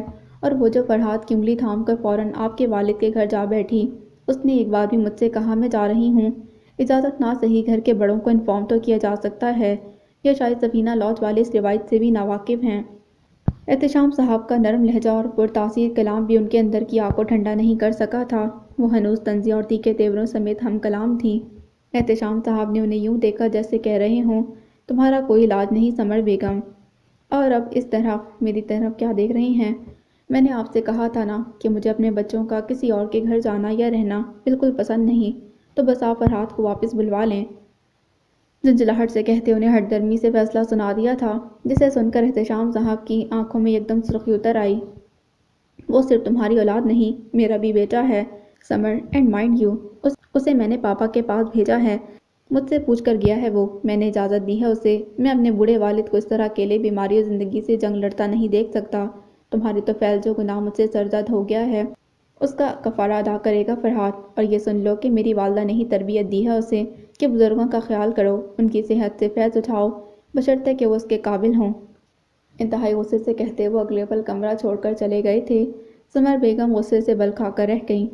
البتہ یہ ضرور ہوا کہ وہ خاموش ہو گئی تھیں۔ احتشام صاحب کے تیوروں سے واضح ہو گیا تھا کہ وہ اس ضمن میں کچھ اور سننے کو تیار نہیں، اسی لیے بامشکل خود کو کنٹرول کرتے نیچے آئیں تو لاؤنج میں زنیرہ کو بیزاری سے ٹہلتے دیکھ کر اس کے پاس چلی آئیں۔ کیا بات ہے زونی، تم یہاں کیا کر رہی ہو؟ بابر تو غالباً اپنے کمرے میں ہے۔ جی آنٹی، اور اسی وجہ سے میں کمرے سے باہر ہوں، ادھر سے صاف جواب آیا تھا۔ سمر بیگم ایک لمحے کو بھونچکا سی رہ گئیں۔ زنیرہ اس لہجے میں آج پہلی بار بات کر رہی تھی ان سے۔ کیا بات ہے؟ کیا جھگڑا ہوا ہے بابر سے؟ اسے بغور دیکھتے انہوں نے پریشانی سے سوال کیا۔ اس چھت کے نیچے اور ہو بھی کیا سکتا ہے، جہاں دو مختلف سوچوں والے انسانوں کو جمع کر دیا جائے، ساری زندگی ہی تو میں چلتی رہتی ہے۔ وسیلہ لہجہ ہٹ دھرمی کی علامت بنا ہوا تھا۔ سمر بیگم نے شدید حیرت اور غصے سے زنیرہ کی طرف دیکھا۔ احتشام صاحب اور اپنی ذات پر یہ پہلا طنز تھا جو احتشام ہاؤس میں ان کے کانوں نے سنا تھا۔ یہ کس لہجے میں بات کر رہی ہو Zunaira? Are you in your senses? Please aunty, میں اس وقت کسی بحث کے موڈ میں نہیں، اگر میں آپ کو اپنے سینسز میں نہیں لگ رہی تو پلیز لیو می الون، چلی جائیے آپ یہاں سے۔ اور ہاں، سمجھا دیں بابر کو، انہیں اگر میری ذرا برابر بھی پرواہ ہے تو مجھے لاہور کے ٹکٹ منگوا دیں، میں ممی کے پاس جانا چاہتی ہوں ایز سون ایز پاسبل۔ اکڑے لہجے میں جس طرح اس نے سمر بیگم سے بات کی وہ بری طرح ہل کر رہ گئی تھیں۔ بابر اور زنیرہ کے درمیان بچوں کی بات کی وجہ سے جو اختلاف پیدا ہوا تھا، اس نے اب نئے نئے رنگ دکھانے شروع کر دیے تھے۔ زنیرہ کو بھی بات بات پر غصہ آنے لگا تھا، اور یہ اس کا رد عمل تھا کہ وہ اس وقت شدید بد تہذیبی کا مظاہرہ کر گئی تھی۔ سمر بیگم کتنے ہی لمحے لب بھیج کر خود کو کنٹرول کرتی رہیں، اور جب پڑھی تو احتشام صاحب سامنے ہی کھڑے تھے۔ یہ ساختہ نظر چرائی تھی سمر بیگم نے۔ گھر کے بڑے اگر ہر لمحہ برسرے پیکار رہیں تو چھوٹوں کی زبانیں یوں ہی کھل جاتی ہیں سمر۔ تم اپنی بہوؤں کو جو تربیت نادانستہ طور پر دے رہی ہو وہ اس طرح کی ہٹ دھرمی اور سرکشی کی صورت سامنے آ سکتی ہے۔ شکر کرو زوہا تمہارا ادب اور احترام کرتی ہے، جبکہ تمہارا رویہ اس کے ساتھ ہمیشہ نازیبا رہا ہے، مگر اب وقت آ گیا ہے کہ حالات اور رشتوں کی نزاکت کو سمجھو سمر، یہی تمہارے اور ہمارے حق میں بہتر ہے۔ اٹس نیور ٹو لیٹ، ابھی بھی بہت کچھ بگڑنے سے رہ گیا ہے۔ احد کی بیوی کے آنے سے پہلے اپنے گھر میں سازگار ماحول بنانا اب تمہارا کام ہے۔ ذرا دیر پہلے والے غصے کو فروغ کیے وہ بہت سنجیدگی اور جہاندیدگی سے کہہ رہے تھے۔ سمر بیگم نہ چاہتے ہوئے بھی قائل ہونے لگیں کہ ابھی چند لمحے بیشتر زنیرہ نے انہیں جس لمحے مخاطب کیا تھا اس نے ان کی جانبداری کو سخت گزند پہنچائی تھی۔